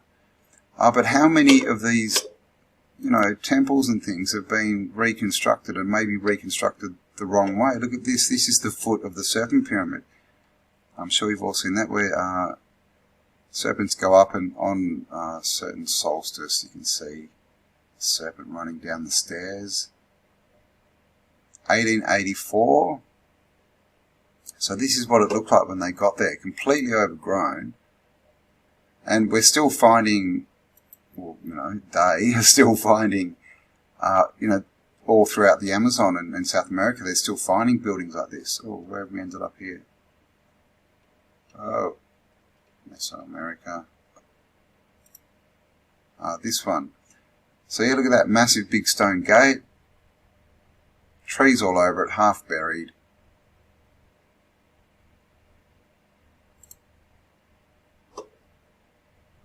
Again, that's very similar. Hang on, is that if I've done the right? No.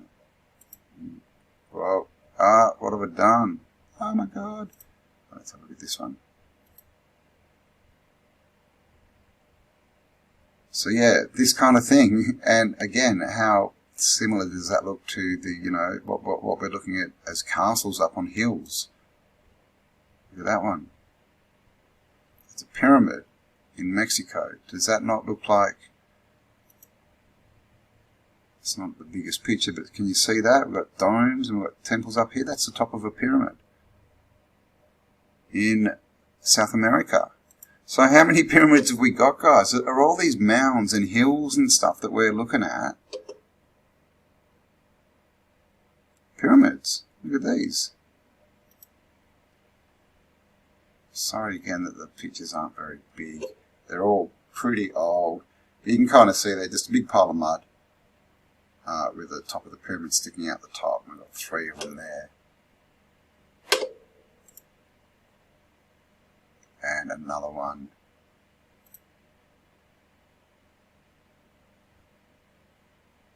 So yeah, how many, you know, of these pyramids that we see around, or these structures on hills, these old castles and things, how many of them really are pyramids? Like this. This is sort of halfway through the unburying, you know, the unveiling. There's a whole pyramid under there. Pretty interesting stuff, and this is how they end up when they're all cleaned out. So like I said, these pyramids just seem to be uncovered. But with the temples and other things that are being rebuilt, you know, these fake, you know, are they being rebuilt the same way? Is it part of, I don't know, just hiding history, or has it got something else to do with destroying, you know, grids and earth grids and stuff like that? Who knows? More and more questions. And there's this statue, this, I'm not sure, Apuntes para del Mundo. I think it, you know, that's Spanish. I think it's South America. It's definitely not Egypt, but look at this dude. Look at the headdress he's got on. How Egyptian does that look? Pretty interesting. And there's this whole, you know, many people are talking about, you know, tunnels and like I've been mentioning, you know, are all these hills and mountains and things, are they actually old castles, pyramids, things like this with interiors and rooms and stuff inside? Now this, that's the whole picture. I think this is basically rock. Well, what we're told, a rock, what looks like rock, and you can see they've brick. This is all brick that they've added to it, but look at that, they're living inside it, like it's all cut out, the houses, and they're inside this big rock wall. And these are all pictures, this is another one, of people living in caves and underground. There you see it again. Now look at that, isn't that interesting? Just the formation there looks like it's sort of gone bleh. But, you know, and look at that, that's been chiseled off by the looks of it. That's a perfectly flat front of a rock, and then, yeah, they're just living in there. again, so what, you know, what's the deal with what's inside these, you know, rocks, mountains, hills? Are there tunnels in there? Is it like the Lord of the Rings told us, you know, it's full of dwarves, you know, tunnels full of treasure. So as you can see, I mean, this has obviously been added on, they're built in, but obviously a big cave behind there. These are sort of the more natural type cave. Actually, that could be fake. That looks like sprayed cement or something. But you get things like this with all the stalactites and what looks natural. Oh gosh, is that natural? Maybe it's not. But others look carved, almost like they've just moved in. Look at the ceiling on this. And we see these, you know, in grottos and stuff all over the place. Here's another one of people just digging in. And we see this in the US a lot. Look at that, just living in the side of this huge, what is this? Is this, you know, like, look at this big point. What is that? Is this an old structure that's been hit by something, or something's happened and it's kind of turned into what we see here, but the interior is still there, or at least still partly there, and is that where these people are living? And you can kind of see a line of stuff along here, and another one up the top there. So this is the thing, like, you know, all over the world, people are doing this already, living inside mountains and hills. Look at that. And there's one in a big rock in India, and it's been carved, and it's huge, and you can just walk inside it, and it's got these huge, perfectly right angle carvings in it. Looks like this is another one. Here we go, someone living inside the side of this hill. You know, some interior shots. So this is something that's going on it seems, inside here. And look at this. That is that an old building that's just been exposed, been filled up. I mean, look how low that is to the ground. If you were building this, you wouldn't do that because water would go in. So yeah, I just wanted to sort of show you a few bits and pieces. Again, underground. Look at that. Very nicely carved. That's a hotel in New Mexico. So these people just finding these, you know, like they do with the buildings, moving in, refitting them and saying, look what we just built. You know, things like this. What's going on here? People are living inside mountains and hills. Look at this. Bizarre. Did you know that this was going on? Again, just living in the side of the mountain. What's that? And they're just sitting out on their back. Got their old world fireplace. But yeah, it's like that. What we're told is a mountain or a cliff or something. And there's all these houses built into it. So interesting. So I just wanted to share that information with you, just sort of add to the collective conscious. So please leave me a comment on what you think about all this. You know, are all mountains, you know, old buildings, or at least a lot of them pyramids? Because, you know, the signs are there. People are living in them. We see all the holes. We see all these funny melted things. We see the building, like the castles that literally seem to sort of become the rock that they're sitting on. All these strange things, you know, the whole geological, looking at geology as the way that they tell us, you know, as far as layer build-up and formations and things, it really doesn't make a lot of sense. You know, when you think about layers, why would layers build up and be different compositions? You know, like, I don't know, that's, you know, why would you get the different colours in the striations, the different colours of layers? Like, why is there different stuff coming in seasonally? Different types of whatever to make different coloured earth. I don't know. It doesn't make a lot of sense.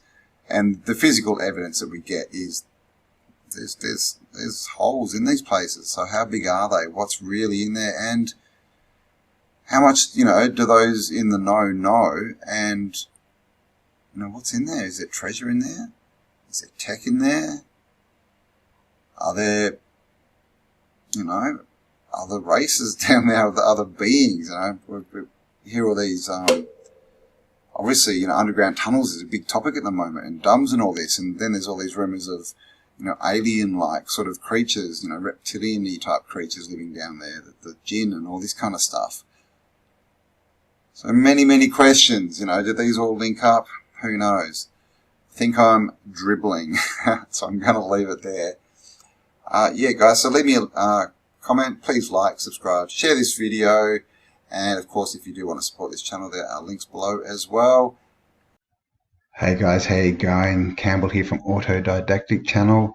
And, of course, autodidactic means to be self-educated. And, guys, you want to be self-educated because you do not want to be learning what they're trying to teach you.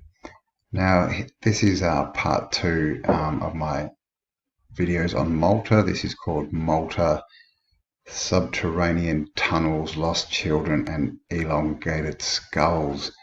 So to start with, I just want to show that Malta is covered in megalithic ancient sites. It just is for a tiny little island or group of islands.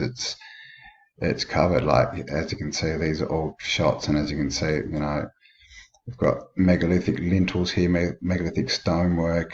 We've got all these enclosures. It's almost reminiscent of what Michael Tellinger is studying down in southern Africa. More megalithic, lintels, all this kind of stuff. We've got carvings, we've got underground caverns, ancient, old world architecture. Like they've just got it all, They've got the carvings, you see this stuff, the spirals, that's everywhere on ancient petroglyphs. So just to show you what's on Malta, like there's a lot and a lot of variety. Alright, so just wanted to show you that. I'm going to dig into one of these sites in this video, so stay tuned.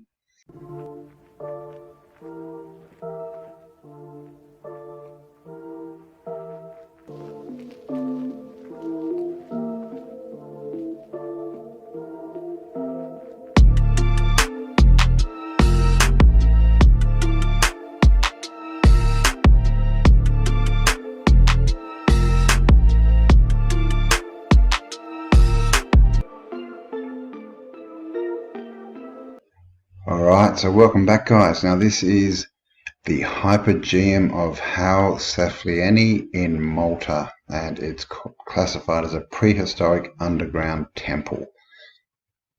Right, so as you can see, it's been carved straight from the rock. We've got the pillars, it's very familiar sort of architecture. It's all stylized around the roof and everything, very nicely done, and just carved straight into the rock. Now we're told this was done 4,000, or the oldest parts are 4,000 years ago, so they were doing pretty well back then with their copper tools. Look what they've done. These are right angles, straight lines, and we've even got pillars just carved onto the rock just for decoration. As if it's not hard enough to just make the hole. This is a top view of the layout of level 1. As you can see, it does have 2 extra levels below it, 2 more levels. Bit of a strange shape, bit weird, but that may be because it was hewn into the rock and they had to do that, but who knows. I mean, it's interesting. Here's another shot. You can see, it's got lots of stuff carved in. They're calling these temples and that, and, who knows, the sort of spaces and shelves and that carved in, all nice curves everywhere. They've got a stone circle carved into the floor here for some reason, some function. It looks like it's raised on an altar or something, who knows. A couple of lines here, so who knows. They're not saying much at all, they're just saying it's a burial chamber, so yeah. This is the entrance. So this is what they found. This was actually covered in 1900, and they just sort of broke through the roof when they were building something. Here's another internal picture as well. As you can see, it's double story here, but you know, it's a lot of work. It's done very well, very nicely, very clean. Yeah, and it's very, very big as well. And this place has 3 levels as well, guys. So we've got ground level, middle level, bottom level. As you can see, the main level is bigger. That's sort of the entrance level has been caved in, and there is a bottom level, and it's rumoured that there's doors that have been closed. You can't get to the bottom level anymore, but it's been rumoured that there's doors that actually lead to more tunnels out there, or out there underground. So what do they say about the Hoşap Hypogeum? So this is heritagemalta.org. It's an underground prehistoric burial site discovered in 1902 during construction works. The site was first excavated by FR, I'm not sure what that is, Friar maybe, Emmanuel Magri between 1903 and 1906. Magri died in Tunisia and his excavation notes have never been found. Excavations were taken over by Sir Themistocles Zammit, who continued work until 1911. Then the Hypogeum is a complex made up of interconnecting rock-cut chambers set on 3 distinct levels. The complex was used over a span of many centuries, with the earliest remains dating back to 4000 BC. The uppermost level consists of large hollowed-out burial chambers. These may have originally been exposed to the sky, they're not sure. It was covered up when they found it. The doorway leads to the middle level, which contains some of the best known features. These include intricate red ochre wall paintings and beautifully carved features that recall architectural elements common in contemporaneous megalithic temples. So yeah, basically it's a 3-level site. It's an ancient site that's saying it's about 4,000 years, or the oldest parts of it was discovered in 1902. The guy who discovered it died a few years later, and his notes have never been found. So we go to here. This is Guide Me Malta. In the oldest underground temple and necropolis in the world, the Hoşap Hypogeum in Malta, was discovered a collection of skulls that show peculiar abnormalities or pathologies, sometimes inexistent or non-existent, cranial knitting lines, abnormally developed temporal partitions, and evidence of drilling and swelling at the back of the head, possibly from recovered traumas, and the strangest of all, a lengthened skull lacking a fossa median, the joint that runs along the top of the skull. The reasons for these abnormalities have been shrouded in mystery. Until 1985, the unearthed skulls were on display at the National Museum of Archaeology. Strangely, Heritage Malta, the authority responsible for Malta's prehistoric heritage, removed them from public view around 30 years ago, and since then they have only been available by researchers to researchers by special permission. Okay, so that's interesting. So they've discovered skulls in 1902, and obviously this was written on the paper, work that was lost. So what they're saying is evidence of drilling and swelling at the back of the head, possibly from recovered trauma. So that's surgery. They're saying some of these skulls had surgery on them and they survived through the surgery because the wounds had healed over. They were elongated skulls. They had a different biological makeup. They were lacking, fossa medians, which is the pits on the inside of your skull. And yeah, sometimes non-existent cranial knitting lines, which is what we have, which is so that our skulls can compress for birth, and then they can expand basically after birth. So these skulls did not have them. This is what they're talking about. This is a cranial knitting. We have like 3, and these don't. These guys just have 1 line across the back, and they've got other differences, physical differences in the skull, apart from the apparent size. All right, and so it says Heritage Malta outright dismisses all the theories floating about related to certain pre-alien skulls, all this kind of stuff. They set out to completely bust the myth regarding the elongated skulls at the refurbished visitors centre at the Hoşap Hypogeum. So why so much effort to dissuade anyone from believing that anything extraordinary had been found down there? Because we do have these skulls, so it's a good question. We have them anyway. We know they're around, even though these guys are trying to deny it. So the abnormalities, here we go, more abnormalities, a bit more about the the differences with the skulls. And this really sort of just tells a bit more about how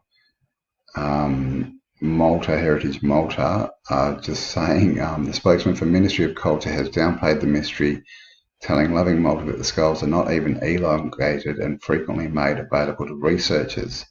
Yes, a lot of requests have been made in the past 10 years. Most people request to look at them since they are not on display. Heritage Malta gets them out of storage, and the officials from the agency accompany the visitors during the whole stage. As a rule, permissions are not only granted to researchers, the ministry are only granted to researchers. Once researchers realise that the skulls are not in fact elongated, most people subsequently drop their requests. So what they're doing is they're just showing them different skulls and saying, well, no, there's nothing strange here. And so they're just denying the whole thing. Basically, the same story we always get. And here it says that in the discovery, there was 7,000 skeletons found, and some reports say up to 33,000 skeletons.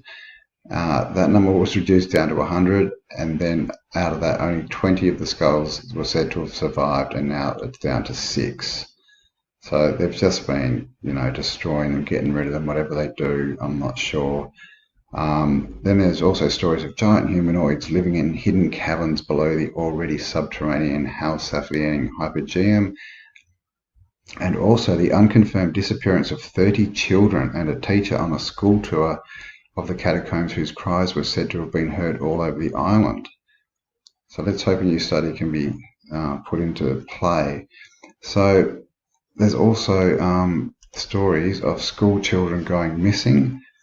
This is Guide Me Malta. One of the more intriguing stories to come out of the Maltese Islands tells of 30 school children who they say were forever lost in the hidden underground tunnels accessible from the Hoşap Hypogeum. The tale has even made the headlines in national newspapers. The story is now the stuff of legend, with many claiming it's a hoax of sorts and others believing it to be truth. Which someone has an interest in keeping hidden. Sorry, I can't read. The story is now the stuff of legend, with many claiming it is a hoax of sorts and others believing it to be a truth which someone has an interest in keeping hidden.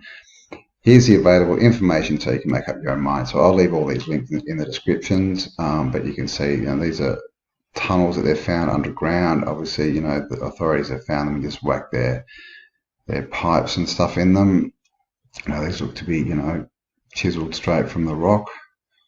There's a few more pictures down of them. It also says that there was a National Geographic report in 1940, August issue 1978. The National Geographic magazine, Richard Walter wrote, "Many subterranean passageways, including ancient catacombs, now are a part of the island's fortification and defence system. Supplies are kept in many tunnels and others are bomb shelters beneath Valletta. Some of the underground areas served as homes of the poor. Prehistoric men built temples and chambers in these vaults. In a pit beside one sacrificial altar lies thousands of human skeletons.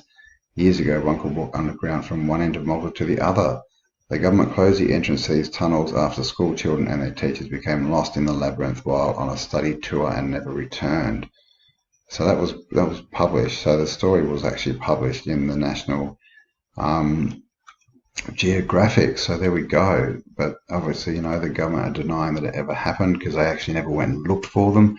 And the stories are because they didn't want to go down there. Here's just another article which just talks about all the different tunnels underneath Malta. And here they are again. Tons of them. So we have all these ancient sites on Malta. We have the oldest underground hypogeum, they're calling it. And then we have children that have gone missing, that have gone down there. And we also have all these stories of skulls, elongated skulls. So what's going on here? Okay, so elongated skulls, a bit more on this. You probably know a bit. Brian Forster was getting DNA testings done. So alien skulls, shock verdict. DNA test results on the elongated skulls discovered in Peru have been released by a researcher investigating if the bones could belong to an alien race. The 3,000-year-old Paracas skulls with elongated craniums have long been held up by UFO hunters as evidence of ancient alien visitations due to their extraordinarily huge foreheads. Now, I mean, that's a possibility, but alien doesn't mean they're necessarily from a different place. They could just be a species that evolved alongside us. They could have evolved before us. There's other interesting ways that they can go as well, which I want to get into in later videos. But yeah, basically the DNA tests are saying that they're not us. They're too different to us. They're not, this isn't like an adaptation or anything. In 2015, discussing earlier DNA tests on the remains, he said the mitochondrial DNA, now mitochondrial DNA is the DNA that's passed down from mothers, so we all have it. And what it is, it's like a set point, so it passes down the same DNA from mother to child, and that DNA stays the same, and it's almost so it keeps, it's a what's the word I'm looking for? But it's basically something that will keep all the other DNA stable. So if mutations happen, you're still going to get the right DNA passed down. So that's what mitochondrial DNA is, and from the mother. Presented mutations unknown to any man, primate, or any other animal, and the mutation suggested we are dealing with a completely new human-like being, very distant Homo sapien. Very distant from Homo sapiens, Neanderthals, and Denisovans. I'm not sure if it will ever fit into the known evolutionary tree, and that's what we're dealing with. This is what the DNA is saying now, because all this DNA gene stuff is all still fairly new. We're still learning what's going on. I mean, and what they think they know about genes and DNA is changing pretty quick as well. But there you go. We have them. We've got the DNA. Results on them, and they were found in Malta. Now, of course, Malta, we've all heard of the Maltese cross. There it is, right? The Maltese cross. Lots of fire departments use it. It gets stylized a bit, but it's used a lot. There's all the different versions of it. Okay, it's a nice one. And of course, we have the Knights of Malta. And who's involved in the Knights of Malta? I mean, we have, Pope here, we have the Queen, we have Prince here, we have, he just looks like doesn't look like a nice boy, does he? But obviously, we've got all the priesthood, all these secret societies are tied up with the Knights of Malta, Maltese crosses and that, and they love to wear these big Maltese crosses on their left shoulders, which you'll probably notice if you get into looking at all these pictures. But yeah, it's very tied up with all the the rulers, the royal families, the people who are ruling the military industrial complex. They're all signed in, and even like their kids, like oh God, what's his name again? I've forgotten his name. Prince Charles, like he well, God knows what he's done, but I saw one before of not Philip, what's his name, William, with a big Maltese, costume on. Oh, here's one of him. What's he doing with all this get up? What's he like? So it's just a secret society, and they wear funny clothes. There's nothing. You've got to be invited into it, obviously, and we're not. And so the Maltese. So this is what I'm trying to get at, is we have all these ancient sites, we have all these elongated skulls found, and we have Malta is tied to obviously a Maltese cross, and the Knights of Malta, which is just tied straight to the elites. So what's really going on here? Because if we start to look back into history,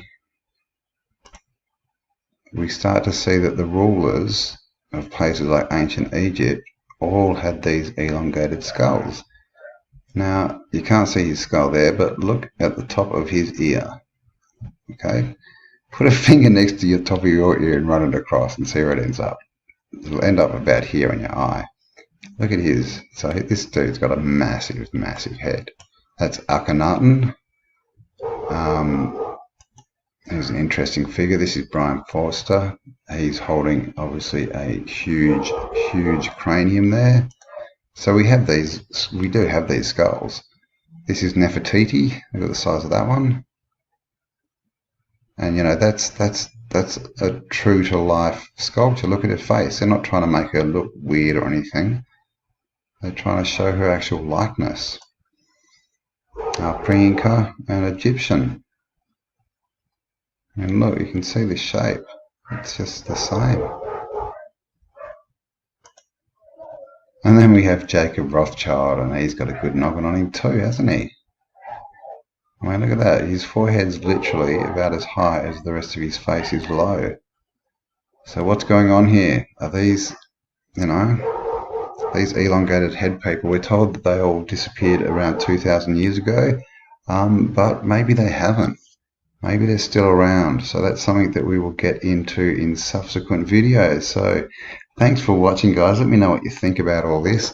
And obviously, as always, leave me a comment, subscribe, like, and share my videos, as it helps the algorithm, helps these videos to be put out in front of new people so we can get this information out there. Alright, thanks for watching. Have an amazing day, and I shall catch you on the next upload. Hi guys, how you going? Campbell here from Autodidactic Channel. Hope you're having an amazing day. And as always, autodidactic means to be self-educated. And guys, you want to be self-educated, because if you're believing what the mainstream is trying to tell us, you're going to be pretty confused. Alright, now, so what I've been thinking about, I've done a couple of videos on hidden starports recently that have been buried. So I've just been thinking about ground levels and what's been going on. So let's see what science says about ground levels. So why do we have to dig so deep to uncover ancient ruins? Now this is from sciencefocus.com, so this is, you know, a science website as far as I can tell. Alright, there is a survivorship bias at work here. Buildings and monuments left exposed on the surface don't last very long. Humans steal the best bits to reuse in other buildings, and erosion wears everything else to dust. So the only ancient ruins we find are the ones that were buried. What's an ad? Yeah. Okay, so we only find the ones that were buried. Apart from the pyramids, the Sphinx, you know, Pumapunku, Teotihuacan, all the stuff through South America. I mean, so much of this is still above ground, but okay. You know, it is true that, you know, humans do go along and they sort of plunder ancient sites. Obviously, only the small stuff, they can't move these megalithic stones, but let's keep reading. But they got buried in the first place because the ground level of ancient cities tended to steadily rise. Settlements constantly imported food and building materials for the population, but getting rid of getting rid of waste and rubbish was a much lower priority. New houses were built on top of the ruins of old ones. Hauling away rubble was labour intensive, and it was much easier to simply spread it out and build straight on top. Okay, so if they had rubble from old houses, why weren't they reusing that rubble to build their new houses? Wouldn't it be less labour intensive to use the rubble around to rebuild a house than to go and get new stone and bring it in? Also, you know, this bit about, you know, they're bringing lots of, you know, food waste and rubbish and just leaving it all over the ground and stuff. I mean, I really don't think that they were that, excuse me, I don't think that they were that unhygienic. And obviously if they were, then there would have, you know, there would have been disease and stuff rampant. They would have had, you know, rat plagues and all types of stuff. So this doesn't make a lot of sense to me. Let's keep going. Rivers periodically flooded and added a layer of silt. while in dry regions the wind was constantly blowing in sand and dust. The Sphinx was buried up to its head in sand until archaeologists re-excavated it in 1817. Now that's true. Okay, so in places like deserts where there is no vegetation holding the soil together, and when that sand's blown, it will basically mound up against anything it hits. So if you have a wall or a structure or a sphinx or whatever, it will mound up against one side of that, against the sides depending on which way the wind's blowing. But over time you could, you wouldn't bury something like the Sphinx, because the Sphinx was actually, it's in a temple, or what do they call it? The Sphinx temple, I think they call it temple, but it's carved out of solid sandstone, and it's down in the ground, so it would have got filled up, like that hole would have got filled up, and that could definitely happen. But I just want to say here, it says rivers periodically flooded and added a layer of silt. So still talking about Egypt, we all know that the reason that we're told that Egypt was such a huge civilization is because every year the Nile periodically flooded and added a layer of silt, which they then farmed in and grew their crops in. But if you look at Egypt, Egypt's probably one of the places on Earth that has the most things above ground that aren't buried. Sure, there's stuff that's buried, but most of the stuff that's buried in Egypt looks like it was built under the ground or in the ground. No doubt there's other stuff that was buried, but to say that silt is building up the layer, I mean, and when we're told that what Egypt was running as a civilization for 4,000 years, 4,500 years, it's a lot of silt every single year when that river flows. So why isn't everything covered? When ancient towns were abandoned entirely, plant seeds quickly took root and created more bulk from the CO2 they pulled from the air. Now, I'm not even really sure what they're trying to say there. Their roots stabilized the soil, created from rotting plant matter, and the layers gradually built up. Okay, so what it seems like they're saying is, seeds blew in and they took root. Now, this more bulk from the CO2 they pulled from the air, I have no idea what they're trying to say. Are they trying to say because humans weren't there was more CO2 in the air so they could grow bigger? I mean, as you can see, this explanation just doesn't make sense at all. It's just like someone's just made it up, which, well, they have. Then their roots established, and basically they're trying to say here that the layers have built up through rotting plant matter. I mean, how long do you think that would take? I mean, have you ever seen, where they clear land or out in the desert, and they try and grow things? When the plants die, they just break down and blow away. They don't start building up layers of dirt. I mean, maybe in the tropics you can talk about that, but so that's the explanation from science, guys. That doesn't make sense to me. Let me know in the comments what you think about that. Now this is, and I searched for this, why are things buried, what makes land levels rise, all this, and there's not much out there. So this is one. This is basically, this is called Straight Dope. Don't know who he is, but he's basically just saying the same thing. Case of, it says, starts with lots of things are buried, already, but then he basically just goes into, shoddy home construction, so they fell over and they built things on top of them. Here, trash and sewage all piled up in the streets, because they just all lived in filth. Because, that's what we're told about the past, right? They were just, totally stupid, filthy, unintelligent beings. Obviously, that's where we came from, right? And yeah, he basically, this guy's saying the exact same things that last one. He's just expanded on it, basically bringing in rubbish, buildings collapsing, putting them on top. He does say also that rivers flooded and sand blowing. And that's basically the story. I found this one. This is an archaeology site. Why do archaeologists dig? This is iparchaeology.com. Over time, evidence from the past becomes buried under dirt, rubbish, rotting vegetation and soil. So these guys are saying the same thing. Before modern rubbish collection and landfill sites, rubbish was buried near your house, sometimes after laying around above the ground for quite a while. planning laws did not exist and shoddy building techniques were common. Houses often fell down. Houses built of wood, burnt, they rotted down, people built on top of them. This is what we're told. Okay, so let's have a look at, this is a list of Roman hoards. Now, hoards is just basically where you find, treasure, I guess it's coins and, trinkets and statues and things like that. So this is just a list of what they've found. Now this wouldn't be the entire list, so it's all different dates, but you can see this is what they found under the ground in the UK, and they're telling us it's all Roman. Now we all know there's questions about the Roman Empire. Did it exist at all? Or at least did it exist in the form we're told it existed? But look at all these, so there's, and then there's a heap more down here.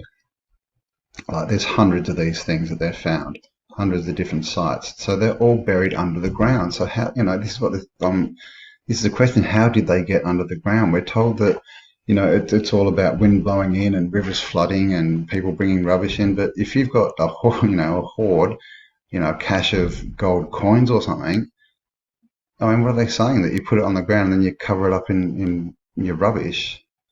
It doesn't make sense. Obviously, you could bury it, but I mean, for so many things to be buried, I mean, who runs? It doesn't make sense, guys. Not to me, anyway. Leave me comments, please.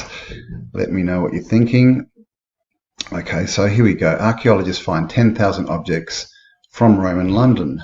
Discoveries include writing tablets, thousands of pieces of pottery, and a large collection of phallus-shaped luck charms. And just have a look at this. This is someone's fingers, obviously. So that's a very, very small carving. And look at how intricate it is. And this is, 2,000 years old, around about, they're telling us. And at the same time, they tell us these people had no technologies, that they were just basically serfs and farmers, living in sort of, what do you call them, kingship states, our little states running around fighting each other, uneducated, all this kind of stuff. Now, to build this, I'm not sure what it's made out of, some kind of stone, but you would need the time to start with, then just to think about it and spare time, what do I do? Then you need the time to create the skills, to create the tools, all these things. And obviously you don't start with something this intricate. This would take, a couple of generations at least to get this good and passing down skills. So we're not told there was lots of artisans doing this, but this stuff is all over the place. So again, what they're telling us about history is not correct. And I just want to get this bit. So they found 10,000 objects, and down here it says the horrible working conditions in a sodden trench up to 7 meters deep along the buried river resulted in a startling preservation of timber, including massive foundations, building fences standing to shoulder height, and remains of a complex Roman drainage system, as well as the largest collection of leather from any Roman site, bone, and even straw baskets, which would have all crumbled into dust centuries ago on a drier site. Okay, so 7 meters underground. Okay, and this is Romans. So the Romans were in ruled England. I'm pretty sure it was around AD 40 to about the 300s. I think that's correct. I'll have to check my dates. But basically they were there, 1,500 years ago, 2,000 years ago. So they're telling us that this, if you believe what scientists say about how ground levels rise, they're saying that this rose 7 meters just from rubble and rubbish and rotting plant matter. That's a lot, Doesn't make a lot of sense, does it? Maybe that dirt came from somewhere else. Some kind of flood, maybe. Now, they've even found a whole town.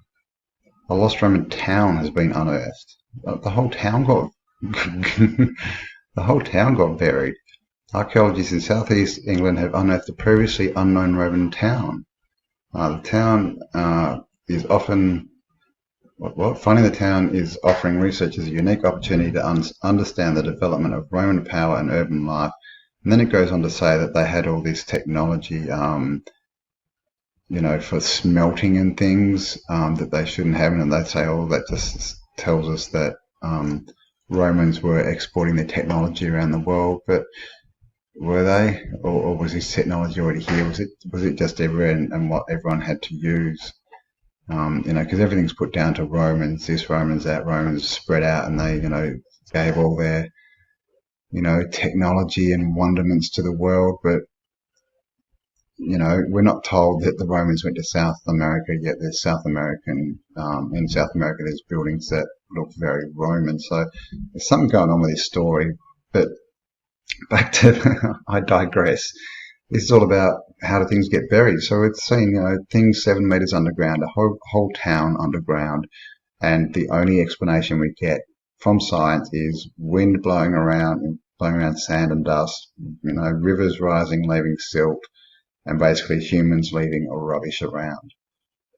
Alrighty, so let's have a bit of a closer look at this. Alright, so here's just some pictures I wanted to show you of actual archaeological digs. Now this one you can see out in the middle of nowhere, like most of them are. But when you look at the dirt, pretty much just looks like dirt, doesn't it? Now there's no rubble in there. There's no plant decaying material in there. You know, there's no bits of rubbish and broken pottery. There's no, you know, obviously they're uncovering something, but so it could be layer upon layer. But they're telling us that all this dirt should have been made up from rubbish and stuff. You can clearly see there's meters there that's just dirt. You know, that would be something that would be more indicative of a mud flood. Here's another one, and again, that's a wall, but you can see where they're excavating the dirt. It's just clean dirt, guys. You know, there's a few, I don't know, these are just their markers, their tape markers or something, but apart from what they're looking for, it's just clean dirt. You know, where's all the rubble? Look at that. There's like one stone in there. You know, if this was made up from rubbish over thousands of years, then where is it all? This is the thing. Whoops. Here's another one. This one, obviously, they're uncovering this bit of, you know, stone and that around there on the bottom. But when you actually look at the dirt, it's not full of rubble. You know, it's just dirt. You can see it everywhere around here. It's just dirt. So the story they're telling us is not true. Look at this church. This is in the USA.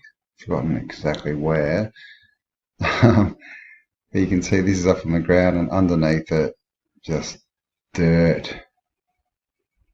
You know, so the story of, you know, I mean, this is America. Obviously, we know America's been populated a lot longer than they tell us, but, you know, they say we build on top of each other, but it's just sitting on dirt. It's all dirt. There's no rubble in there. And look at this one, same thing. You know, this is under this house. They found like a double tunnel, bridge maybe, I'm not sure. But look, it's just dirt. There's no rubble here. You know, where's all this, you know, thousands of years of rubbish and rubble that's built up this ground level like they tell us? It doesn't exist. Yes, they've built a building on top of another building there. They've done that. But they have only done that because the ground level has risen so high. You can see it's even risen up here. So that's probably a mud flood building too when you look at the side of it. Who knows? But this is the thing. So when you look at the actual excavations, guys, there is no rubble. There's no massive bits of, you know, plant material, because that obviously turns down not into dirt, but it breaks down into more like mulch and peat and bogs and things. This is just dirt. And if they're telling us that's blown in from the desert, that's a lot of dirt to be blown from the desert. A lot of sand. Alrighty. Okay, so let's have a few look at a few examples here of ground level. And this is called Fort Amherst in the UK. And if I come up here, you'll just see this is actually a star fort. I'll just show you quickly. We have a wall coming down here, around here. We have an outer wall here. up here we have the wall coming and the inside of the wall. Here we have some more triangles, and this is, I would say, would have been the natural moat. It comes along and it goes sort of down under here somewhere and pops out here. Another nice angle there and there. Over here, got the inside wall, a nice angle there. Obviously, it's all been built over, and kind of destroyed a bit. If we come up here, we've got another outside wall here. And even up here, this looks like it's all part of it as well. And if we follow, that's just a road by the looks of it, and then it just looks the angle. But yeah, but that's basically a star fort. There you go. We've always got these. There's a half circle. There's always this sort of geomancy, geometry kind of stuff. But I mean, there that looks. So you can see that's a star fort. Okay, and it's been buried. Now, if we go down here, you'll see that the levels here, obviously that's inside the wall.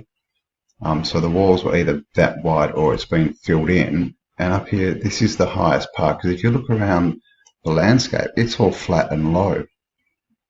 Okay, and there's even a river here. So where's all this silt built up on the edge? Why is it over here? Okay, you can see this is built up around here. This bit in here is lower. This looks like it goes down and it's lower there, and this is sort of on like a hilltop sort of thing. So why is this fort buried? Are they going, it's almost like the forts, these star forts are being buried, but not the stuff around them. So yeah, questions. I'll give you another example here. This is in the UK. This is called Claysbrook Castle. If we come down, you'll see again, it's a star fort and it's a massive mound. Let's go to, that was 3D, sorry.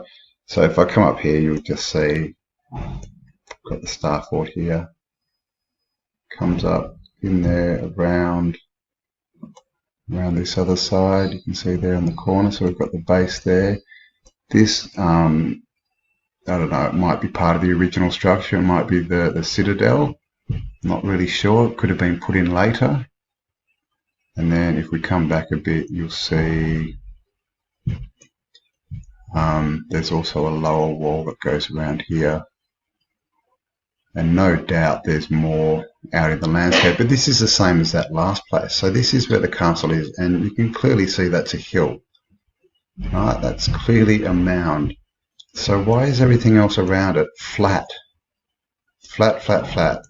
Flat, flat, flat, flat. You know, all mining, sorry, all farming areas, flat fields, with a big mound in the middle, and of course under that mound we have a star fort. I mean, I think these are actually more than forts. I think they're star cities. But yeah, there you go again. So they're telling us that the ground level's supposed to build up, through plant vegetation and all this stuff. But I mean, why would it just be in the mountain? Sure, they're going to say, okay, well, that was where people were living. So they've just thrown all their rubble and stuff in the ground. But when you look at the dirt, when you actually, I'll get some photos up of some places that have been excavated. The dirt's not full of rubble. It's just dirt, like it's come from somewhere else.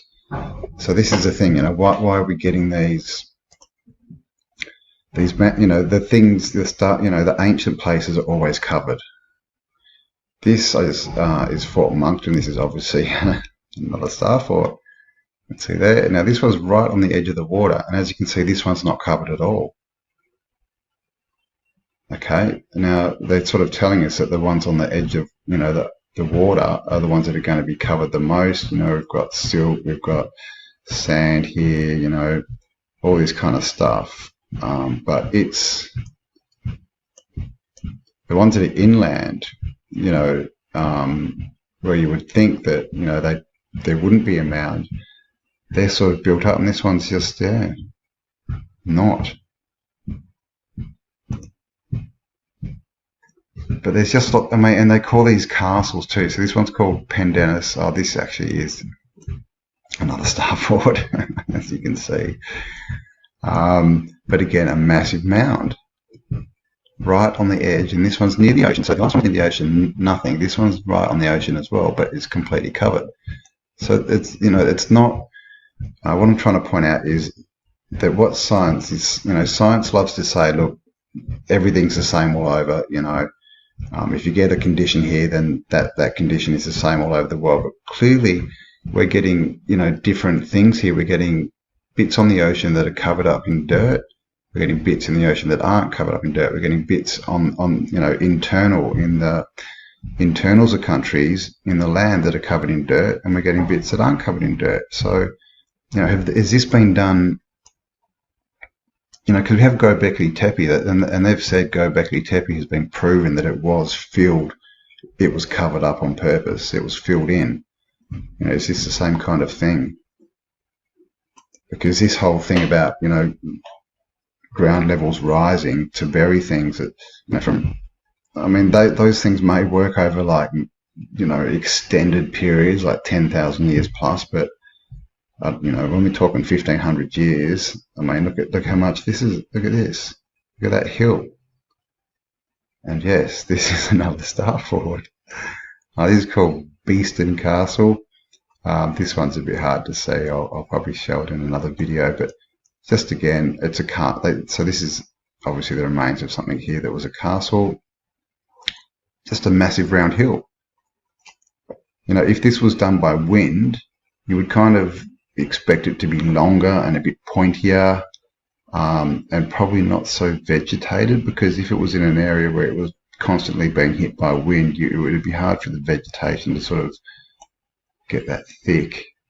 You know, if we're talking enough wind to build this mound up, that's a lot of wind, a lot of movement, a lot of dirt moved around. So yeah, what's going on there? Has that been covered on purpose?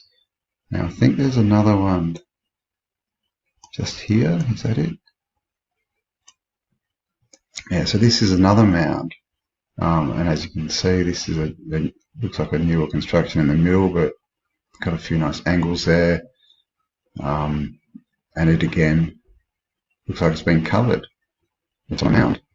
You can see bits of here, bits of stuff in the landscape, but around it everything's perfectly flat.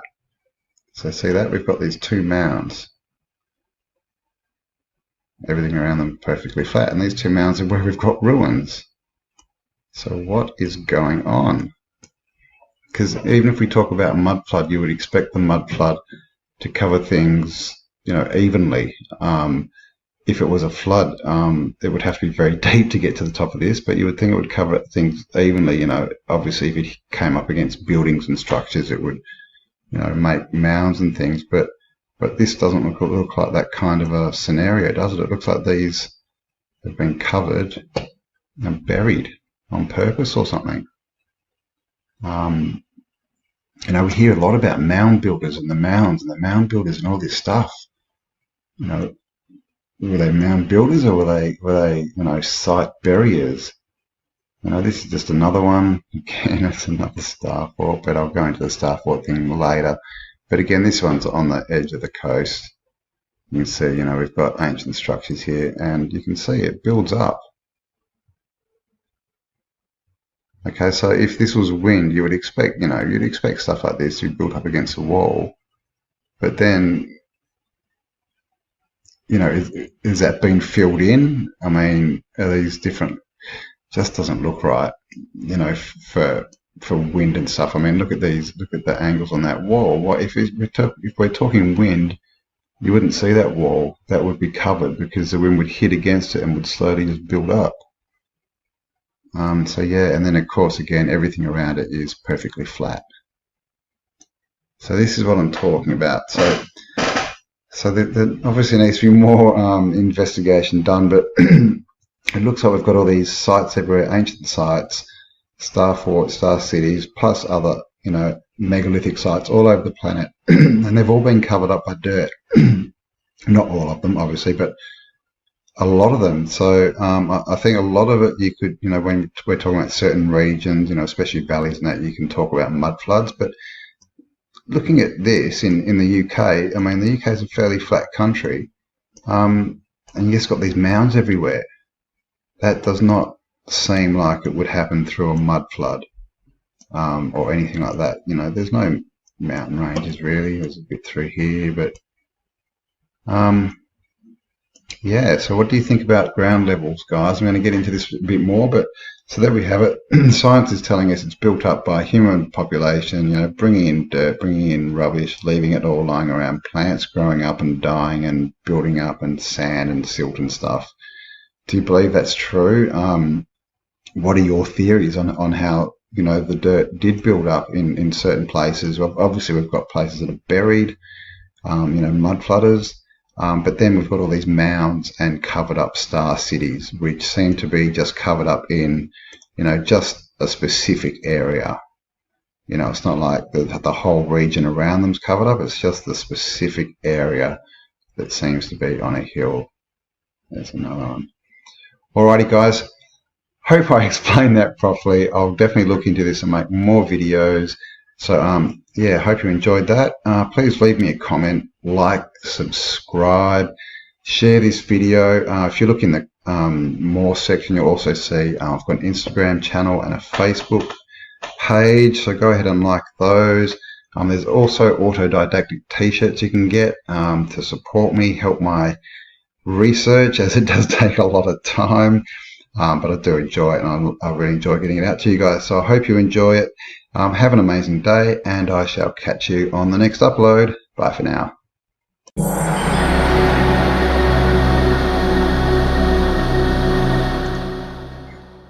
Hi guys, how you going? Campbell here from Autodidactic channel. Hope you're having an amazing day.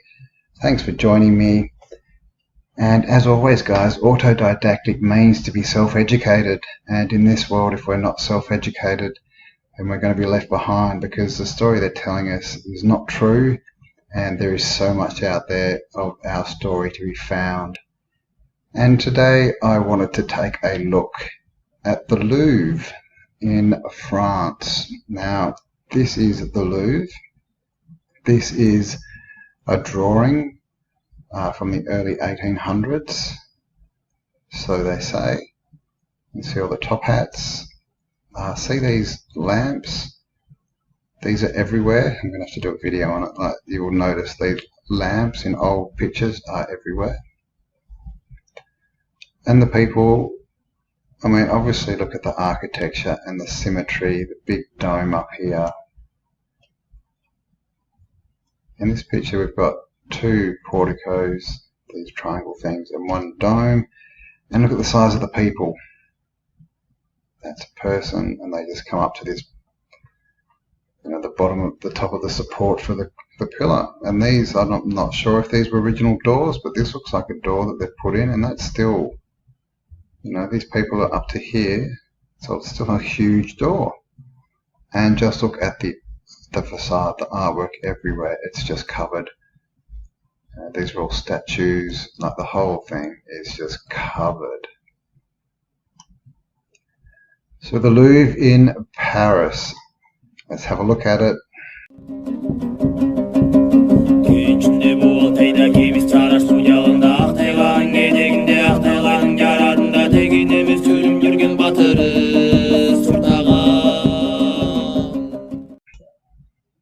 So here we go. This is the Louvre.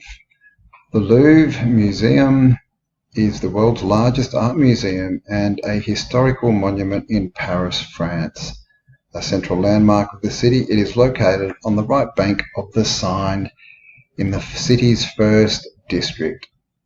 Approximately 38,000 objects from prehistory to the 21st century are exhibited over an area of 72,735 square meters, or 782,910 square feet. In 2018, it was the world's most visited museum with 10.2 million visitors. So it's a fairly popular building.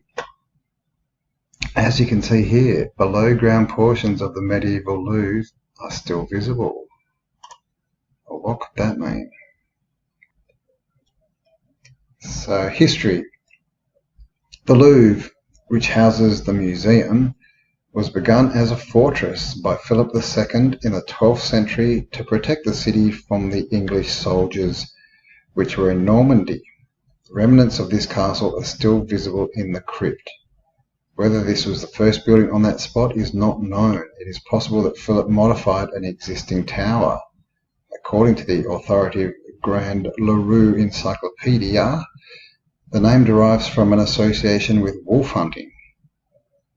In the 7th century, Saint Fair, an abbess in Meaux, left part of her villa called Louvre, situated in the region of Paris, to a monastery. This territory probably did not correspond exactly to the site, but that may be how it got its name. So they're saying it began as a 12th century fort. They admit that it may have been built on the remnants of a pre-existing castle, and there are bits underneath it. Very interesting. So the Louvre Palace was altered frequently throughout the Middle Ages. In the 14th century, Charles V converted the building into a residence, and in 1546, Francis I renovated the site during the French Renaissance into that style. Francis acquired what would become the nucleus of the Louvre's holdings. His acquisitions included Leonardo's Mona Lisa. Now, acquisitions, that's an interesting word, isn't it? He acquired them. After Louis XIV chose Versailles as his residence in 1682, construction slowed. However, the move permitted the Louvre to be used as a residence for artists under royal patronage. 4 generations of Boulay were granted royal patronage and resided in the Louvre in the following order, blah, blah, blah, blah. So it's saying it's an artist's residence, but only a certain family were allowed to use it. By the mid-18th century, there were an increasing number of proposals to create a public gallery, with the art critic La Font de Saint-Yenne publishing in 1747 a call for a display of the royal collection. On 14th of October 1750, Louis XV agreed and sanctioned a display of 96 pieces from the royal collection mounted in the Gallery Royal. So this is sort of when it was first used to house stuff, and then until its closing in 1780 as a result of the gift of the palace from the future king in 1778 under Louis XIV's Royal Museum. Idea became policy, and basically by 1776 the proposed conversion of the Grand Gallery of the Louvre, which contained maps into the French Museum, was done. Then the French Revolution hit. Well, it was just sort of prior to this actually. It got used as an assembly hall, and that's what sort of they're saying that it was private residence. Then the French Revolution came, got taken over, and sort of turned more into a museum for the people rather than an art retreat for elite families. So there we go, brief history. Napoleon obviously involved, bit of restoration, damage, all this kind of stuff. And there we have the Louvre with a nice big triangle pyramid in the middle, and look at the symmetry there, straight up. Okay, so the Louvre.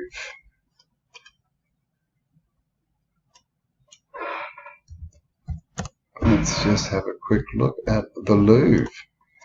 You've all seen it. Here it is. This is what it looks like today.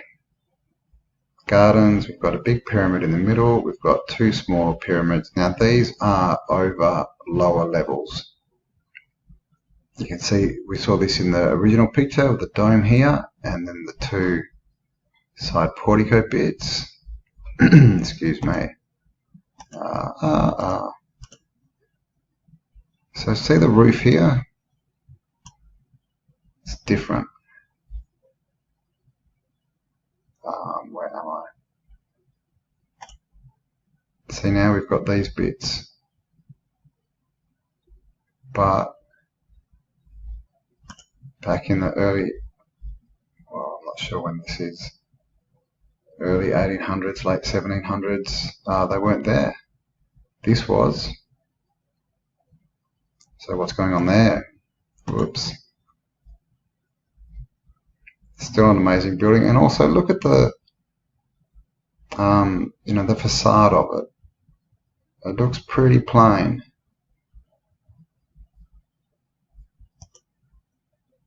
Compared to this facade, which just looks absolutely covered in artwork. And up here we have 4 statues. I can't zoom in there, I need to get a better picture. But it looks like, you know, it's been refaced. Those statues, okay, they may be there, but definitely this artwork is not.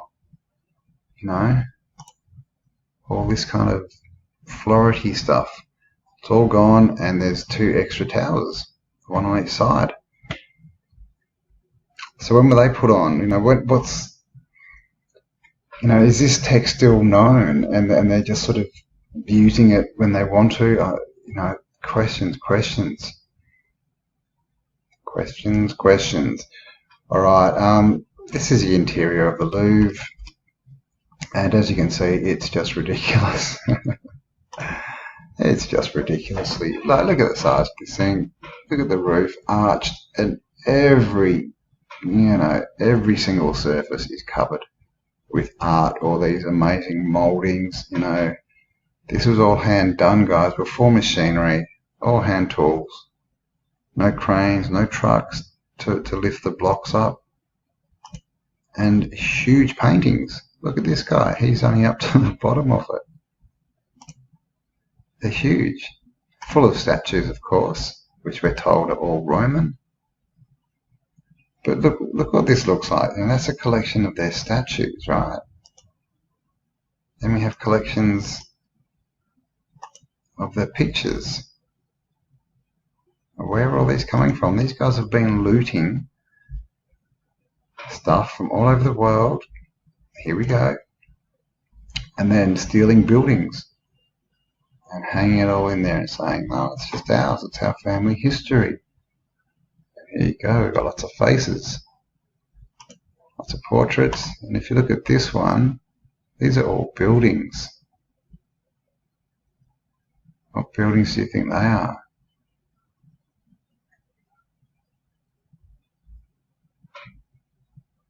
Pretty interesting.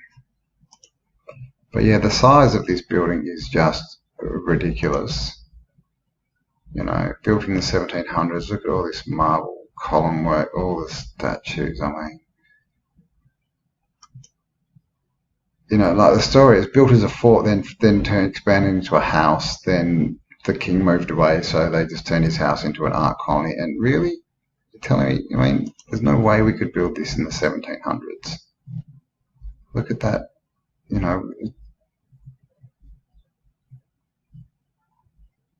And, you know, they don't really tell us how long it took to turn it. They sort of say, oh yeah, it just got turned into a museum. Really, who finished it?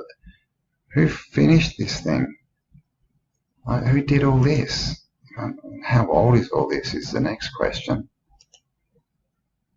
Obviously we've got the Mona Lisa there, and this is it today. This big pyramid.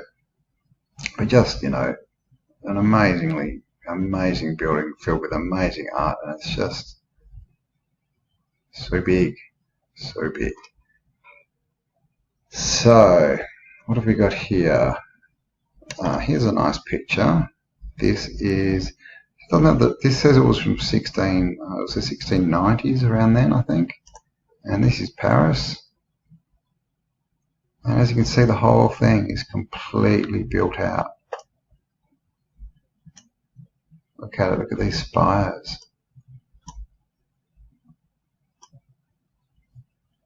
And again, look at the size of the people. And that looks like a fairly decent sized ship. You know, would fit in the first two-story, or first story really, that. Look at this dome. And this is the Louvre, I'm guessing.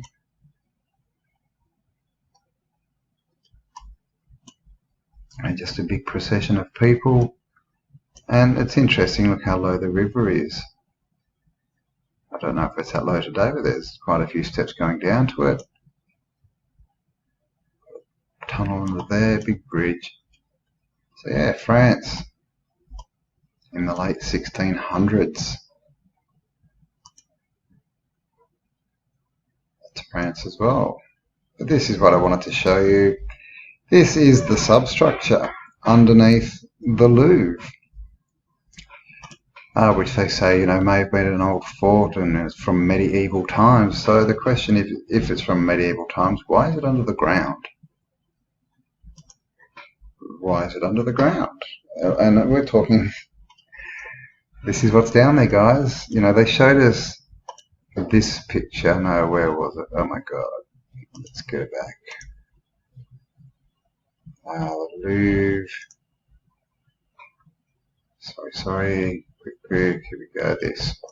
This is what they showed us as the substructure, right? I built a nice little deck so you can go down there and you can just look, oh, it's just a wall. Well, this book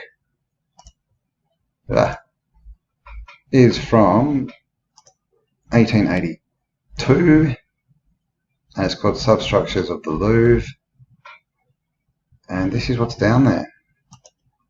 Look at this ceiling, so it's not just that silly little brick wall. Oops, got stuff up everywhere. It's not that, because look, that's a flat ceiling. What's down there is, this.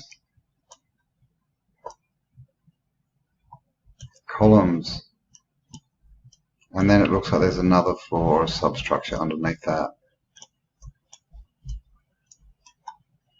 There is a bit of writing. You can read French. I cannot. There's a bit more writing.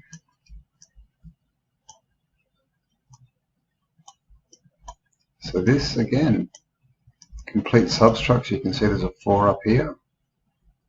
And this is the lintel of a doorway that looks like it. Looks like it's been held up, but, We've got columns here. Go up to the roof, got bricks, got artwork and reliefs in there. And we've got this underneath, which looks like it's just a totally different structure.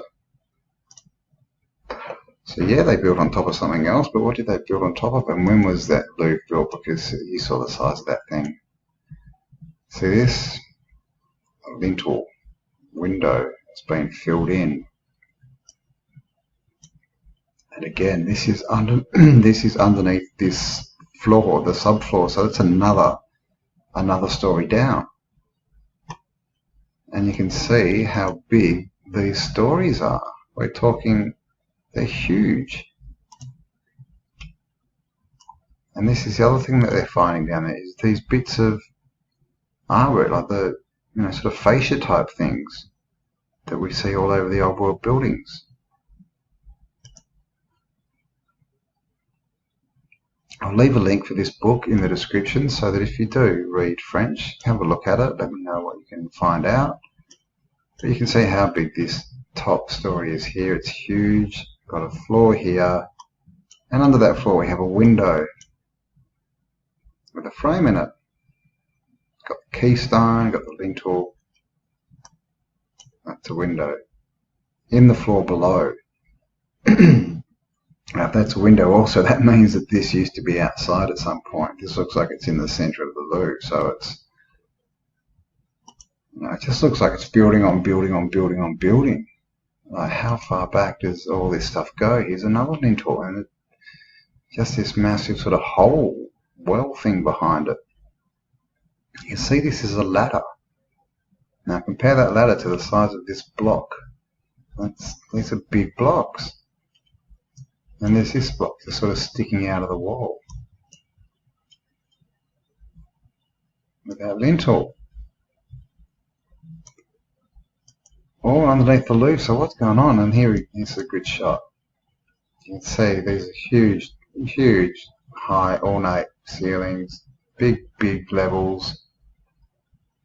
And it seems to stop here. And suddenly it's on different construction. Sitting on top, so it almost looks like someone's come along and literally just found this foundation and built just used the walls as their foundation, and just built straight on top of it. That's what it looks like. I'm not sure. Again, you can see these bits of masonry. You know, these are some type of facade finishing. You see, it's nicely machined, but they didn't have machines, right?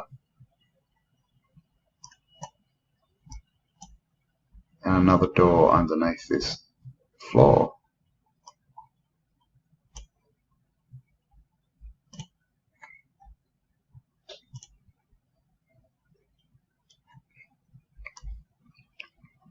What is that? So I'm guessing this is the floor level, or it's up here somewhere. We're definitely down below. And again, archways, and you can see there's another one there that's been smashed off. And it's been bricked up behind. So is that a window, doorway that was bricked up when it flooded after, you know, after it became a basement?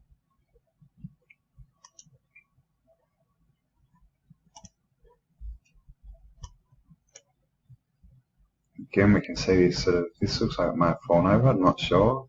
Looks like an archway in there.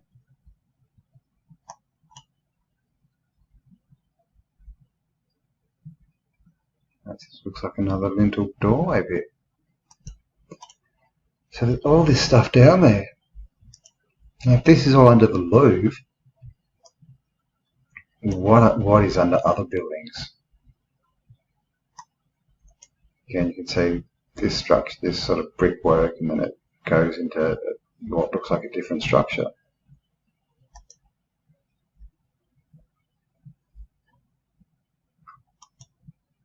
Whoops, is that right? Oh, that was right. This bit looks like it's just fallen. I don't know, a bit of a wall or something, but look at this, this is, looks like it's all carved. Worn a bit, but that looks like a face. And yeah, this looks interesting. See, it's got squares all over it. It's almost like it's been cast. I mean, it almost looks modern. Like that's how they do, you know, cement floors and things and walls. It's got lots of boards on there. This is what they found when they were hunting around. Whoops, that was the right way up. But this statue, I think this is a statue of a head, and it's upside down by the looks of it.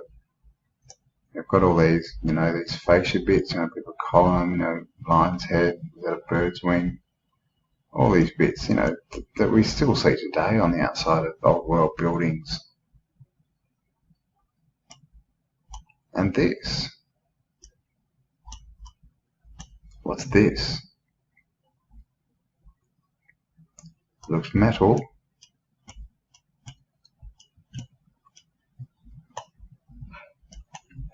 Oh, pretty interesting though. So yeah, they found all this stuff. So this was, you know, a proper, you know, finished off, decked out, cool looking old world building.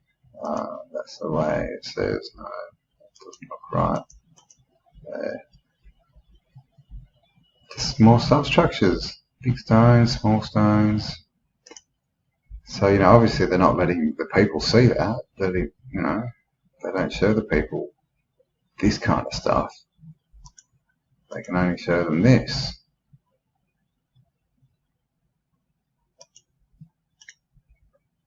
Another window, or maybe it's the same one, and you can see here there's a hole. There's definitely another level down there. There's holes and things. So how far down does this go? There it is again. And you can see it's a definite hole in the ground. So if this is the top of a window, it's going down a lot further down there. And a column. You know, we see these everywhere. This one looks fairly short. So I'm not sure if it's just a bit, what the deal was. Could have been a balcony, I'm not sure. But there's a ladder behind it, so you can see it's a very sizable column.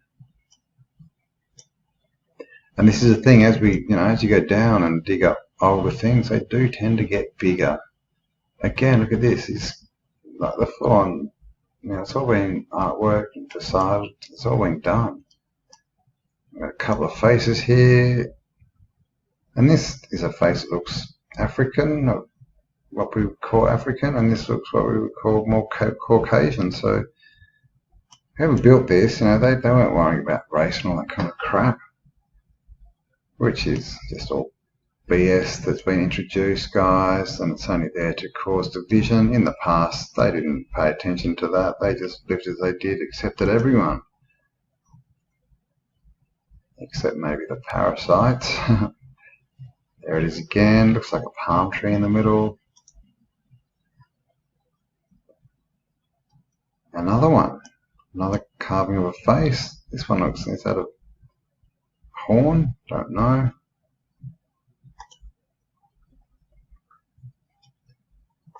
This one looks like Pigsy or Monkey. But it's got that sort of gargoyle look to it, especially it's underneath this other sort of bit of rock.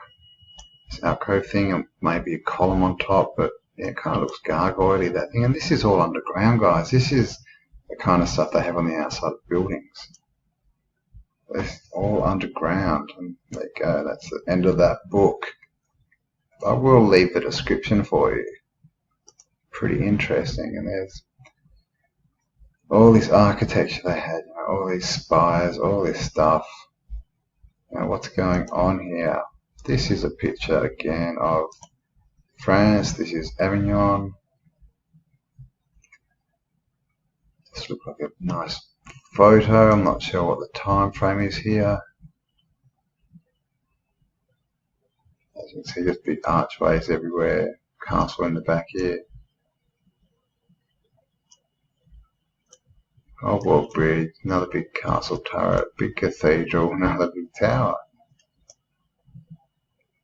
So this stuff is everywhere.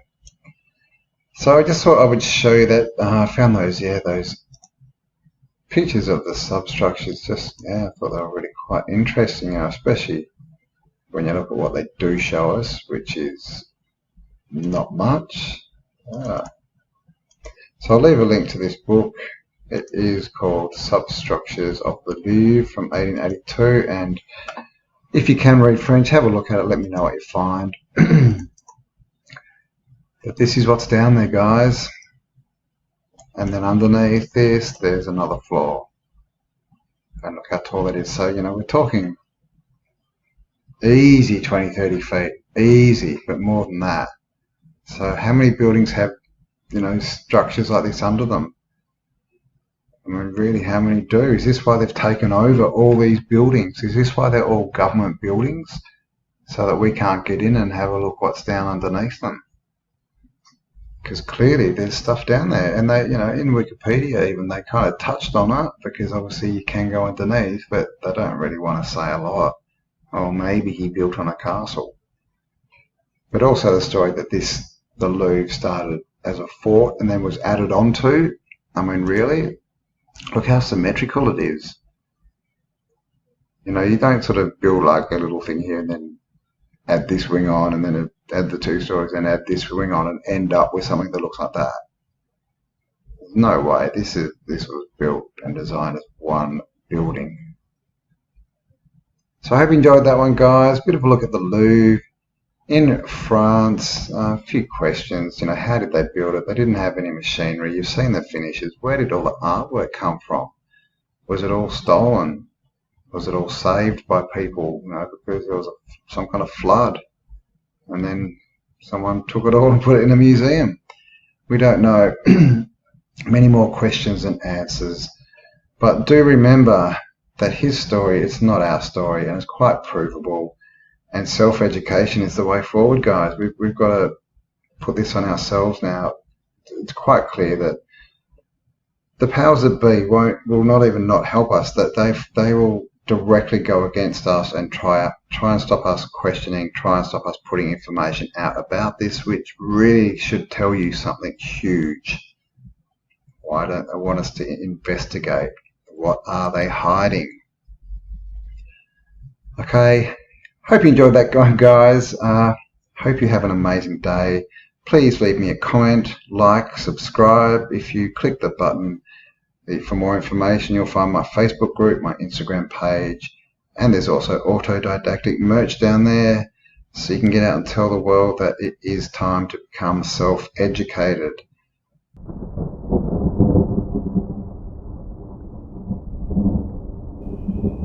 Hi guys, how you going? My name's Campbell and this is Autodidactic Channel. Thanks for joining me. Hope you're having an amazing day. And today I wanted to talk about the mud flood and the proofs that we have for the mud flood. Now, the mud flood theory is the theory that at some time in the fairly recent past, in the last 500 years at least, there was some kind of event has happened and a lot of buildings have been buried. Most of them half buried, and so we get this effect where we have huge brick and stone buildings and they have floors that are sunken below the ground. So many people say, look, these are just basements, and I understand that houses have basements, and especially in the US, a lot of houses are built with basements, but this is not what we're talking about. We're talking about huge buildings, brick buildings, and old buildings that have been there for a long time now. I will show you evidence why this has stuck and why there definitely is evidence that something major happened. So let's get into it.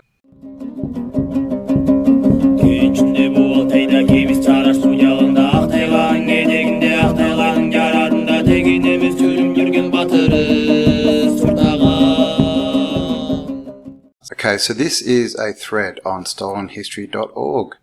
It is by someone called Corbendalis. They have a lot on this site as well in the forum, so definitely check out what they're writing about, because lots of good stuff.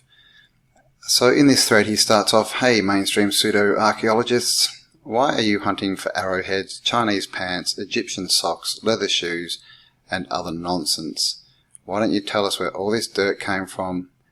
In this case, we have the city of Sardis in today's Turkey. And where do you place this Sardis? The Sardis city on your historical timeline? Well, the answer is, and this he's talking about, this is the mainstream narrative. It was founded somewhere around 1220 BC. The city was abandoned in 1402 AD. Pseudo-historical punchline. However, once the Byzantines retook Constantinople in 1261, Sardis, with the entire Asia Minor, was neglected, and the region eventually fell under control of Genghis Emirs. The Cayster valleys and the fort of the citadel of Sardis was handed over to them by the treaty in 1306. The city continued its decline until its capture and probable destruction by the Turco-Mongol warlord Timur in 1402. Pseudo-archaeologist. So, where did all the dirt come from? Did it fall from the sky? Blah, blah, blah. In general, why do you always have to dig stuff out? Who buried all these artifacts? And that is a very good question. Why is everything found underground? And they tell us stuff that, is only 500 years. Some of this stuff they find meters under the ground, and they date it to like 500 or 1,000 years ago. And they're finding them at the level that they say they find dinosaur bones. It's just stupid. So this person, I'm not sure, TB has it covered. The disaster came to the great city under the reign of Emperor Tiberius when in 17 AD Sardis was destroyed by an earthquake, but it was rebuilt with the help of 10 million sesterces from the emperor and exempted for paying taxes for 5 years. It was one of the great cities of Western Asia Minor until the late Byzantine period. What else could they use to explain the dirt? Here's some pictures. So this is Sardis. They did an archaeological dig, and here we go. This is 1910, I believe, around that time. Yeah, 1910 to 1914. And look at this. You can clearly see what we've got here. Got a big column completely under the dirt. It's on its footing still got its nice artwork on it. And these guys are digging out with shovels. Here we have another one. And you can clearly see columns completely buried. Now, I mean, what is that? You know, if that's 2 meters, you know, 2, 4, 6, you know, he's not probably 2 meters, but that's a good 6, 7 meters. Here again, more, and they're just, this looks like one of the columns is smashed over, and it's, you can see it's like they're carved in discs and put on top of each other, but there also seems to be different ways that they were constructing these columns. Some are filled with rocks and some kind of cement, and then they've got like the facade put on them. Others seem to be hollow. So these columns mean something because they've been built over and over again, different ways but with the same look and no doubt the same function. Here we have another one, and just look at the size of this. Look how wide it is compared to this dude. And you can see if he's standing here down here at the base of this column, he would be like this high. And it's wider than he is tall, no doubt. So here we go, more. This column's just completely covered under the ground.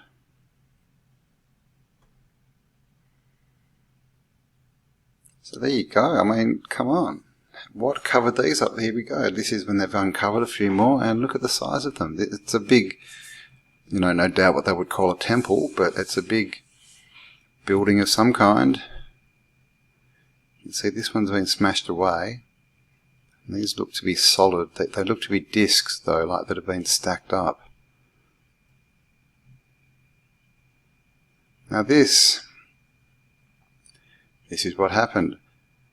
So this is Sardis City around 1402. Now this 1402 was when there was an earthquake. And this is how it looked in 1836, with just 2 pillars sticking out of the ground. And you see these kind of pictures everywhere in these old sort of black and white photos and pics. That like this kind of thing is very common. And look what happened. They went in and they dug it out, and you can see right there, that's the ground level. You can see here, you can see the top of another one. So you can see the tops of a few little bits and pieces, because see, looks like the top of a couple of those are sticking out, and these are the 2 bits there. And all this was underground. No one knew it was there. It's a photo. And underneath that is a full temple. There's another old picture. So people believed that there was nothing there but these 2 pillars for hundreds of years. But this was actually underneath it. Okay, now this is a town called Herculaneum in Italy. And as you can see, it was buried in AD 79 by Mount Vesuvius when it erupted. And it remained buried for 2,000 years. And here is a bit of it, and you can see how thick this ash was and how it just completely turns to dirt. Completely turns to dirt. And you know, there's no rubble in here. There's no, you know, bits of buildings or bricks or anything. It just looks like solid dirt. And so, yeah, it got covered. 79 AD. And the town was discovered in the 1700s when someone found a buried roof. Now, the same thing happened at Göbekli Tepe as well in Turkey. Which is where that last city was. Göbekli Tepe, they say that was buried by, like it was purposely buried. So we don't know, but it's kilometres, square kilometres big, and the same thing. A farmer just found a bit of it sticking out of a hill, and they found an entire huge complex under there. So let's have a look at this Herculaneum. This is what they've uncovered, an entire town. Look at this, and you can see here, and in the background, look at this. Okay, they're built on this new level. This is the new level here. And they're all up there, these new houses, and this is 30 foot down. All these were covered over the roofs. Obviously some people died, and here you go again. And so you can see here, these are just the top stories. They'd still go down further. They're still excavating it. So this was literally all under the ground. No one knew it was there until the 1700s. It's a whole town.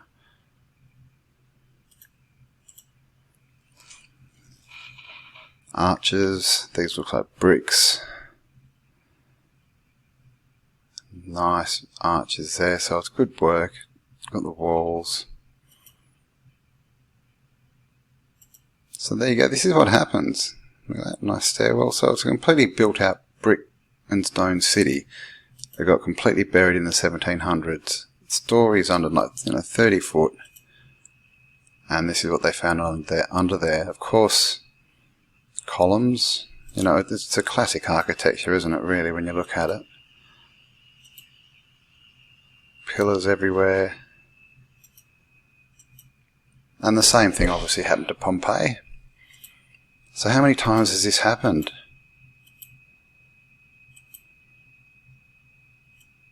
So you see there, brick. Oops. So that's brick. These are funny little catacomb things, but so I wonder if that's red brick. What am I doing? How do I get out of here? Whoa. So yeah, there we go. Completely buried towns. This one too, same thing. Buried like that, completely under the ground. And here's another one. This one is in India, and you can see they haven't started really uncovering this one yet, but it's just, that's the top of some kind of building. You can see it looks like a doorway or a window there. And it says buried artifacts of the 8th century are emerging during renovation work at the Bateswater Temple near Rukuri in Ganjam district of Odisha on India's eastern coast. There we go. So these things are all over the place. We all have seen these kind of pictures, these temples that we're told were carved out of the ground. Were they, or were they just dug out of the ground? Were they built, buried, and dug out? Because, that would make sense. If they're buried, you would only dig out around the temple so you'd access it. You wouldn't, it'd be too much work to uncover everything. So I guess they just went for the stuff that was either sticking up or that they knew where it was and they wanted to uncover. But I'm thinking no one knew much after the catastrophe and they were just digging out what they could find. And the Sphinx as well, obviously. This is later, but the Sphinx was covered to its neck. And they had to uncover it all. And now the Sphinx is in what we call the Sphinx enclosure. Now, as far as I know, with all the work done on the Sphinx, it is actually, it does seem to have been carved out because the wall around it is solid limestone. It's the same limestone as the Sphinx carving, and same dating. So that may be a different scenario, but we do get these, why is everything buried? It's a very good question. We've got stuff underwater. It's just, why do things get buried? So, there we go. We know that something's happening and things are getting buried. Now, I just wanted to touch on another article by Corbin, and this one's called Catacombs of Paris Mud Flood Victims. And he brings up some really good points. This is a cool picture. This is from the 1700s, and he's talking about, he thinks there was 2 different mud flood events. One in the 1700s and one a bit later. So he's saying the events in question could have taken place as early as the 1620s. He does not put much faith into dates being accurate. So basically what he does, he goes through, here's another picture. This is, what's it called? It's called I can't remember the name. But basically these are burial chambers, or whatever you want to call them, where you cremate people when you put their ashes into these. And it looks like they're cleaning up mud in here as well. And he starts talking about all these places and all these dead bodies. Where did all the dead bodies come from? He talks a little bit about giants here. Bit about the mud floods. So this is the second period he's saying is 1850 or 1840 to 1900. And he links these. I'm not going to go through it all. I'll leave the link so you can read it. He goes through things like, the plague and everything, and what all these people that were being wiped out. So he's searching cemeteries, and he's found a list, and they go back 8,500 years for the oldest, 3,000 years, 3,000 years, 3,000 years, and then nothing until sort of the 1,800 thousands. So there's nothing really in there for a couple of thousand years.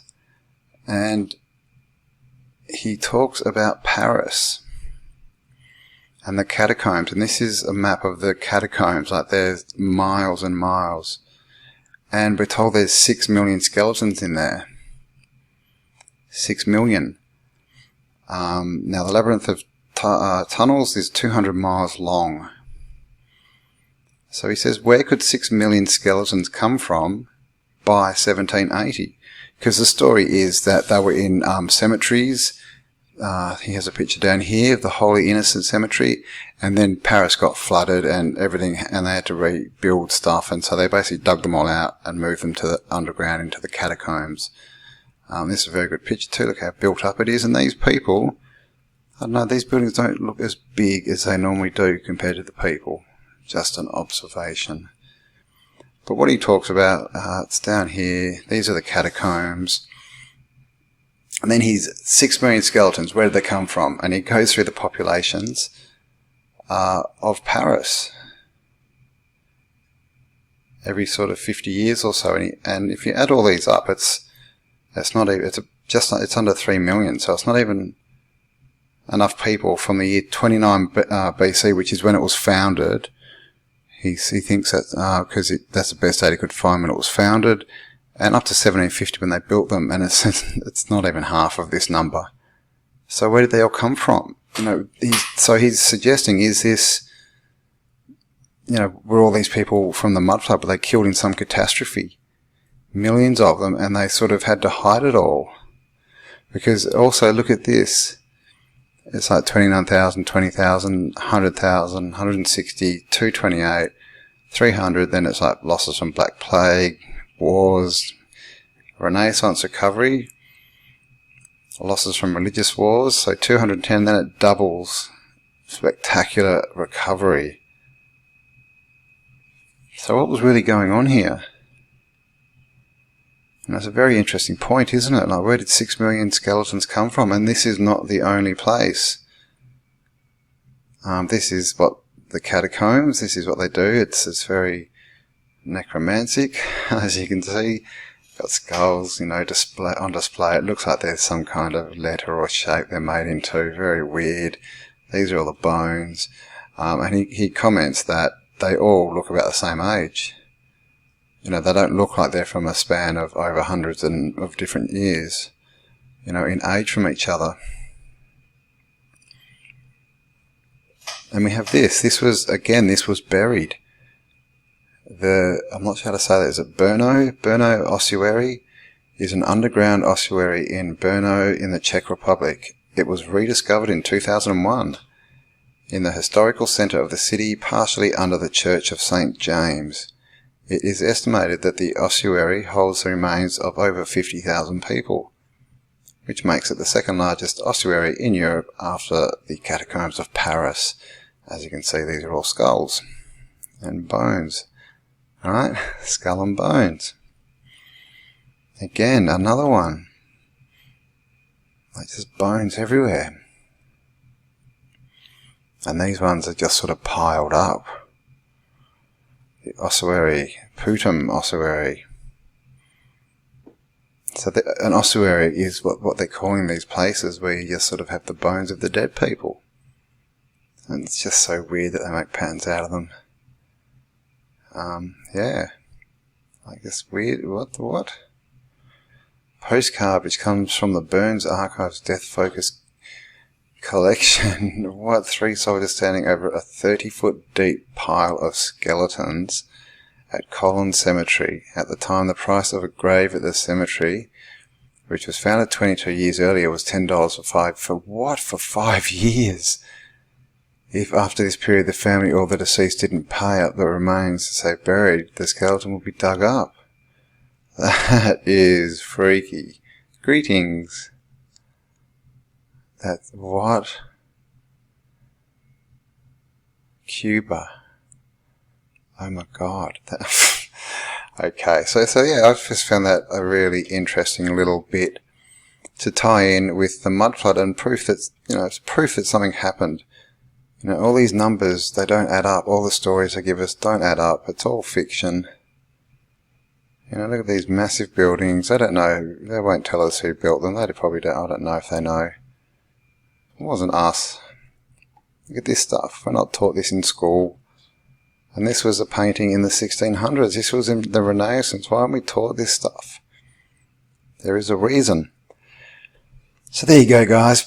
Bit of proof for the mud flood. Some nice buildings and a bit of, what might have actually happened. So I hope you enjoyed that one.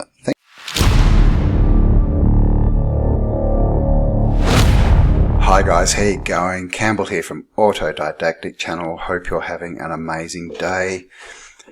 And as always, guys, autodidactic means to be self-educated, and you want to be self-educated because if you're not, you've really only got one option, and that is to just believe what people tell you. And of course, we know that most of what we are told is just fabricated. And today I wanted to have a look at some underground levels. As you can see, what we're looking at here, this is completely underground. We have a door and some windows, and obviously they've hung their pipes for the building on top. And that's completely underground. Here's another shot of as you can see, this is street level. They are way down there. So what's happened here? What's this all about? Alright, let's get into it.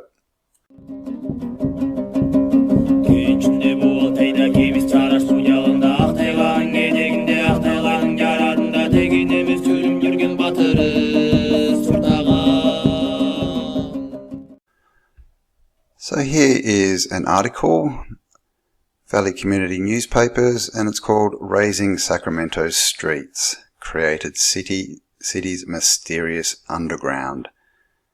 And as you can clearly see, we've got the street level here, and this doesn't even look like the original ground level. These look to keep going down into the ground. And it just says, it says here the city's original street level can be seen in that photo. Raising the streets was far from a simple endeavour. The Board of Trustees of Sacramento City supported the raising of the streets and assumed the obligation to provide the necessary materials.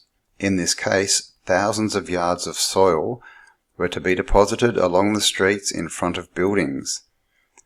Legara Massino wrote, property owners were responsible for readying the lengths of streets fronting on their property for receiving the fill.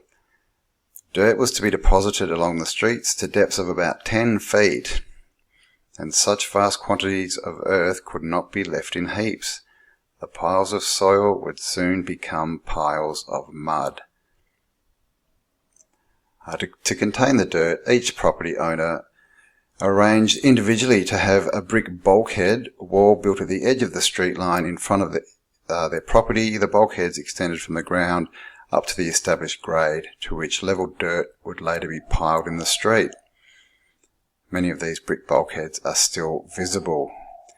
In the task of the business owner could seem arduous and expensive, but Lagamaricino wrote in the autumn of 1866, a bulkhead was built to high grade for only $3 a running foot. So there you go. So this was all done in 1866. They regraded all the streets, they're telling us, and they brought in all the dirt to raise all the streets in Sacramento 10 feet. Now it says here 250 jack screws were put into place under that job. He recounted the story of the St. George Hotel, which was raised in 1866. Just gonna do that. 250 jack screws were put into place under that job in early August. It was about 2 weeks before the work on the $7,000 contract was begun. It took 2 months. 160 feet by 76 feet was the size of the building, weighing 1,900 tons, and it was raised 8 feet with very little damage, with jack screws. So let's just have a look. Where are we? Sacramento. At this building that they raised.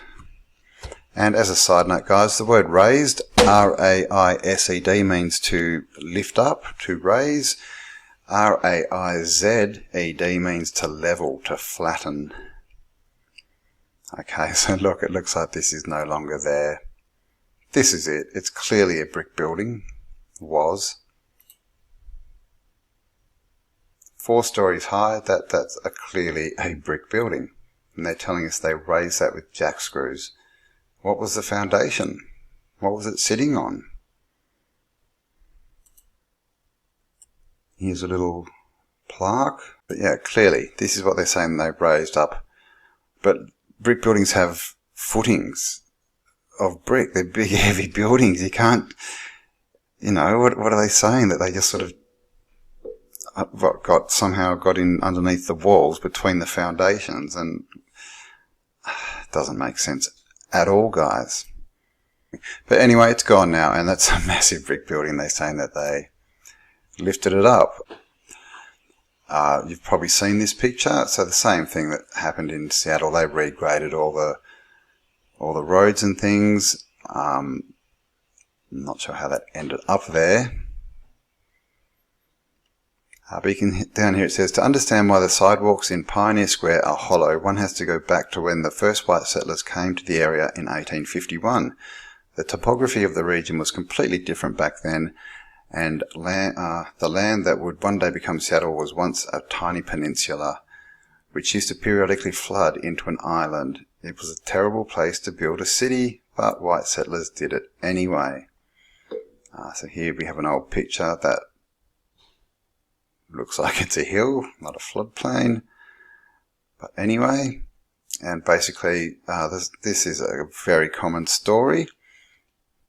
Nevertheless, life continued as the city grew. That is until the entire downtown area essentially burned to the ground during the Great Seattle Fire of 1889. So it was, first settlers started building there in 1851. By 1889, it was completely built out with brick buildings, and then it all burned to the ground. And then after then, miraculously no one died, which is another theme. So the city saw this disaster as an opportunity to rebuild and to get their town above sea level. They decided to raise the streets over 10 feet above where the ground had been before. However, business owners in Pioneer Square were already rebuilding rather than halting their local economy while the streets were raised.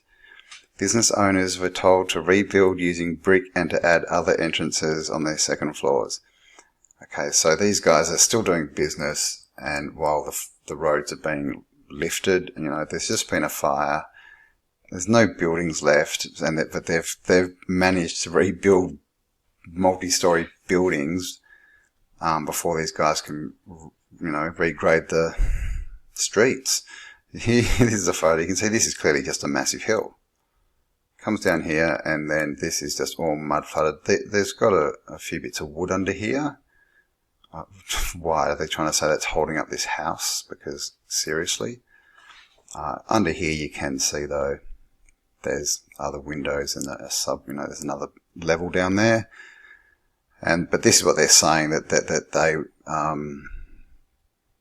raised the level to here. So that's probably these shops, and they had lower levels, and then But these again, you can't see the walls that they were supposed to have been building in front of all the houses. So what are they doing? Just filling them straight to the windows, straight to the walls. I mean, that's not a good idea. rising damp, all that kind of stuff. The streets were being raised up and around the buildings and the sidewalks. In some cases, people had to go up or down stairs on ladders to enter their shops and businesses. Okay, and there we have a few pictures, and this is what's left underground.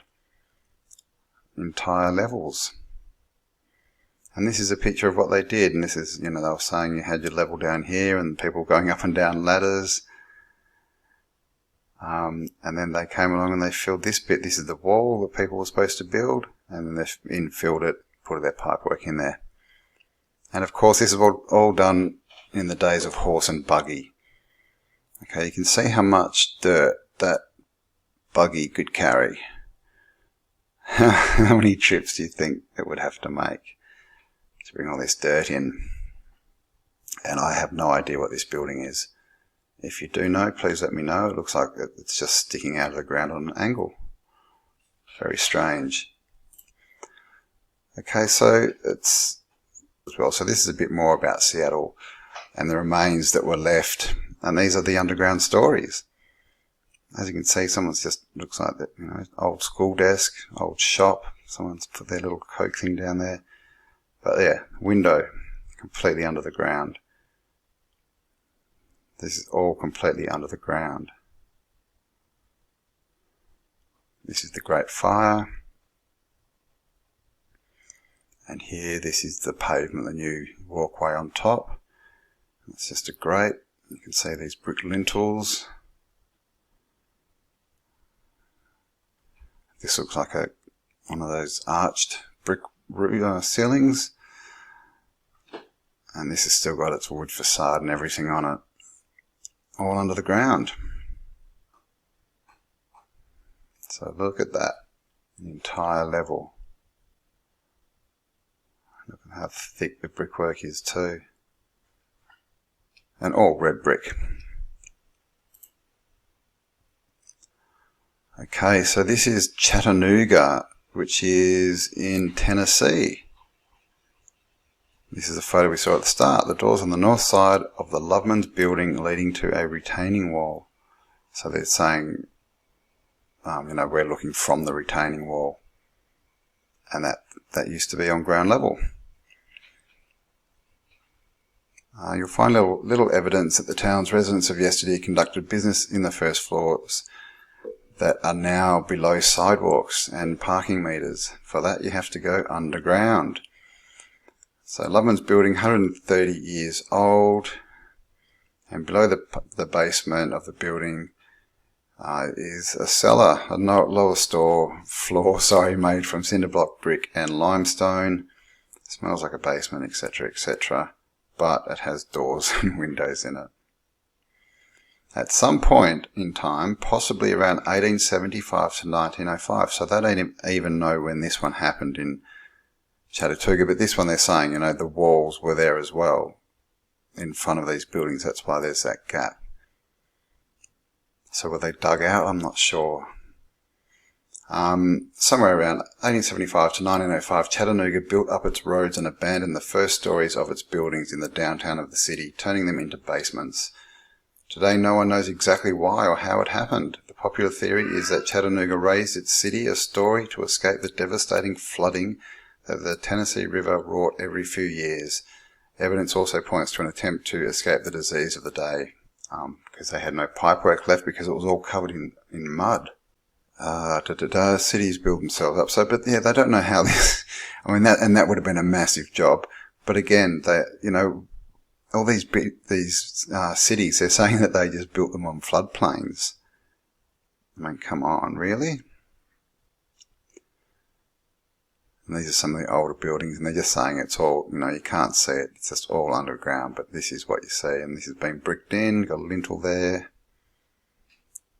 And here, top of the bottom floor, underground again.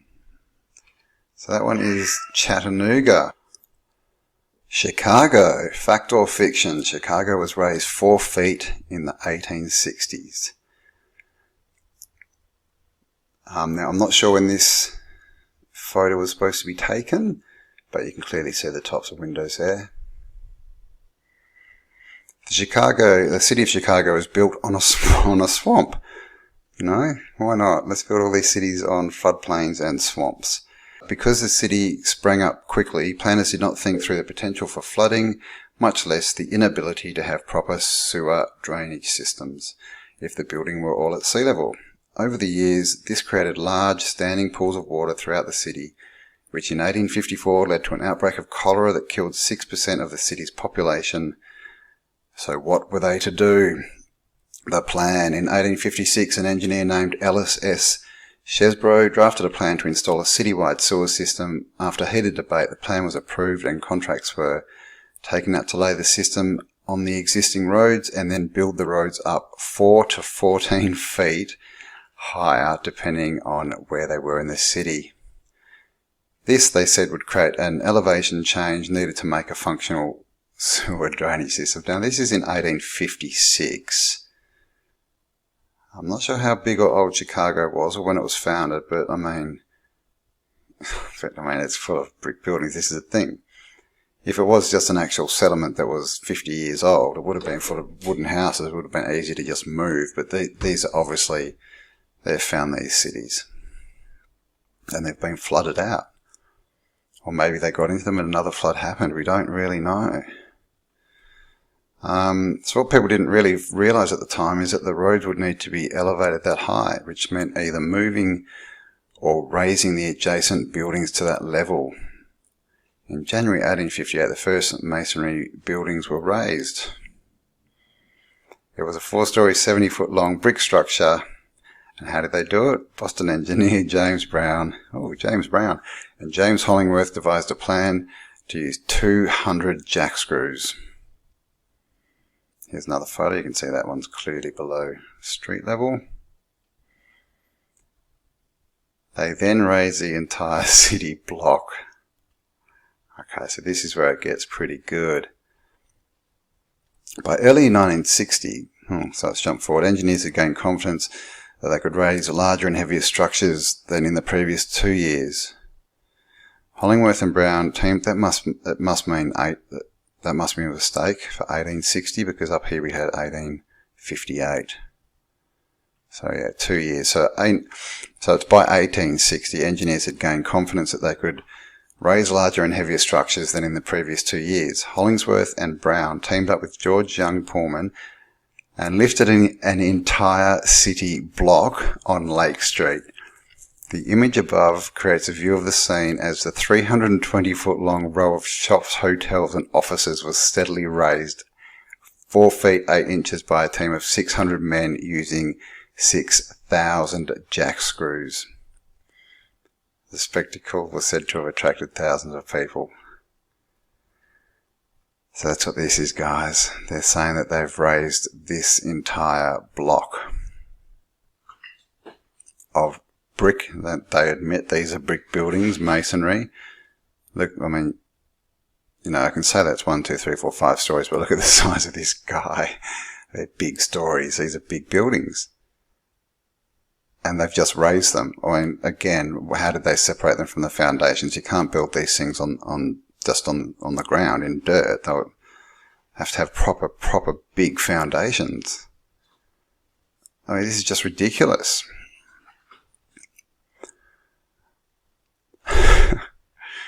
Okay, so they raised the entire city block, and still the most impressive feat was still to come. In 1861, the large Tremont House Hotel, which took up over an acre of space, was raised while the hotel remained fully functional.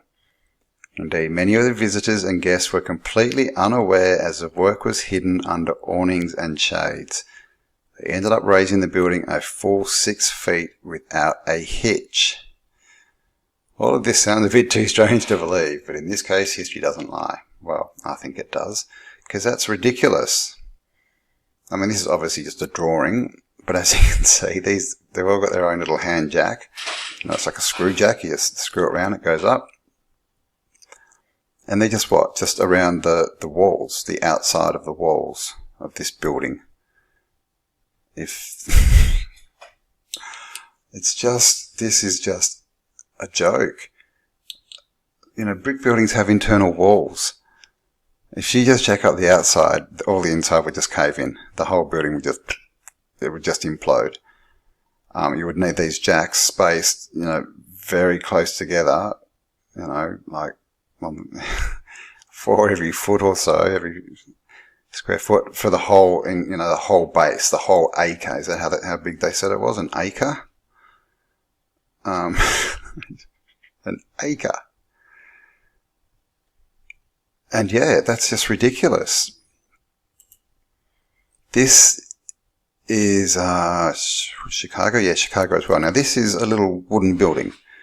Yes, you could raise that. No worries. Agree. But this building next to it, you can see they haven't. No, that's brick. That's brick. You cannot raise that. This is the building. The Tremont House Hotel of Chicago. Now, I was looking, I've got a few different shots, I'm not really sure, but it looks like this was it. And then they defaced it, maybe? I'm not sure if it's the same building or not. But we get this as well. So at the very least, it was this big brick building. 1, 2, 3, 4, 5 stories high, with domes and everything, covering, an acre. And they just lifted it up off the ground. This is an earlier shot from it. So I'm not sure if that's the same building or not. But anyway, whichever building it was huge and it was brick. So this is 1832 to 1905, but here it is. Gosh, this is another. Oh. Boston. Okay, so these are all over the place, these Tremont houses. I'm not sure what they are. Here's another one. But, so we'll go with this. This is what they lifted. Massive, massive brick building. I mean, it's just a ridiculous story. Like I said, you can't separate. How would you separate it from its foundations? Even if you could, how would you then get jacks in that gap? Because seriously, we're talking brick on brick or brick on cement. So what are they? This is ridiculous. It's just a ridiculous story. You couldn't get underneath it unless if you went down far enough to get under the actual foundations, you'd have to dig right down. You may be able to, get jacks all the way underneath it. But how would you do that anyway? You would literally have to start tunneling and jacking it from one side and then sort of go through. And then once you'd done it and got off the ground, you then have to go in and backfill it, but not just backfill it, because all this, the land, the dirt that it's on has to be compacted. If it's not compacted, the building's just going to go sideways. So that's just a completely ridiculous story. And this is the kind of thing they do. I think they just throw out just stuff that's so ridiculous, and they just see if we'll buy it and if we'll believe it. And this is what I said at the start, guys. If you're not autodidactic, you have to believe this stuff. And we've all met these people. We've all heard their arguments, and they just keep, repeating a line from a book or from something a school teacher told them, because they cannot educate themselves. They can't get more information in. They have to stick with what they know. It's very strange. But this is for idiots. This is treating us like we're stupid. It clearly is. And this picture, that's just a drawing, but that picture is just ridiculous. Even if this was true and it was a wood building, which it's not, and it wasn't, again, how did they get the jacks under the floor? They would have had to be trenching everywhere. That would have made the jacks had to be twice as long, and again, you would have had to go span right under the whole building, or else it would just implode and collapse on itself. So just stupid. Should we see what the next photo is? That's just and this is the problem. There's just so much crap. Audrey Hepburn. There's just so many lies out there, guys. So educate yourself, or don't believe this crap. That's ridiculous. Okay, I just quickly checked, and it's this one here, Tremont House 3. There was this one burnt down, of course, in the Great Fire of Chicago. And they built another one and it fell over or something, and they pushed it over, and this was built 1830. Like this was 4 years after it became a town. The fourth and final Tremont House, blah blah blah, that's the wrong one. Tremont House was built in 1833, the same year Chicago became a town, or 4 years before it was a city. They built this, 1833. Then yeah, it burnt down, and this one was built in the 1850s. So this is the one they raised off the ground, 6 feet, with manual jacks, no machinery, nothing. California, Sacramento. Again, Sacramento once stood 10 feet lower than it does today, and as such was very prone to flooding. No wonder when that in the mid-19th century residents fought back and raised the old city to higher grounds, all but one section which still holds out the original elevation. And here we have it. Ground level, underground. Here's a little sign. It was raised in the 1860s. After many incidents of serious flooding, again they're just built on a floodplain. In the 19th century, the owners of 2-, 3- and 4-story buildings in Sacramento simply abandoned their ground floors and constructed raised sidewalks level with the first floor. Over the years, so they just left their bottom, abandoned their bottom floors and just left them to rot and to be full of water and mud and ice. Over the years, roadways were also raised to just below the new sidewalk level, effectively elevating the entire town. So this, not even, again, it's not saying it was actually done on purpose or it was a community project. It just sort of said, people just abandoned their bottom levels. They raised sidewalks outside their doors. And then over time, dirt just blew in and filled everything up, apparently. So again, come on, that's a ridiculous story. And I just wanted to show this as well. This is actually from Melbourne, but this is what we see all over the world. This is underground, and we see this so often.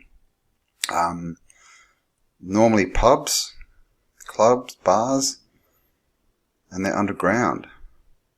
See all the red brick? This looks like it's new work, but this looks like old work, and it's completely underground. So you'll probably been to one of these or seen one in your city. They're everywhere. And, without the information of mud flood, you don't really question it. But with that information, why are these all underground? And you can see, you can look at this. Someone might say, it was built as a basement, but look at the ceilings, columns. You don't build basements like that. That was a floor, so there you go.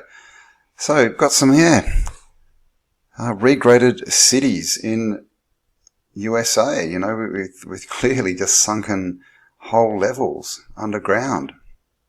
Interesting stuff, and now they're starting to you can actually find this stuff. They're actually saying, and they're making up stories, not very good stories, but they're starting to admit that there's things underneath our feet, and if we can, you saw some of those pictures, and some of those stories said they were raising levels 16 feet. Some of that under the White House, it's like 20, 30 feet down. So what's under our feet? What's really under our feet? How much is down there? Where did all this mud and dirt come from? What happened? Many, many questions. All right, guys, hope you liked that one. Thanks for spending some time with me, and have an awesome day, and I shall catch you on the next upload. Bye for now. Remember, in the end, nobody wins unless everybody wins.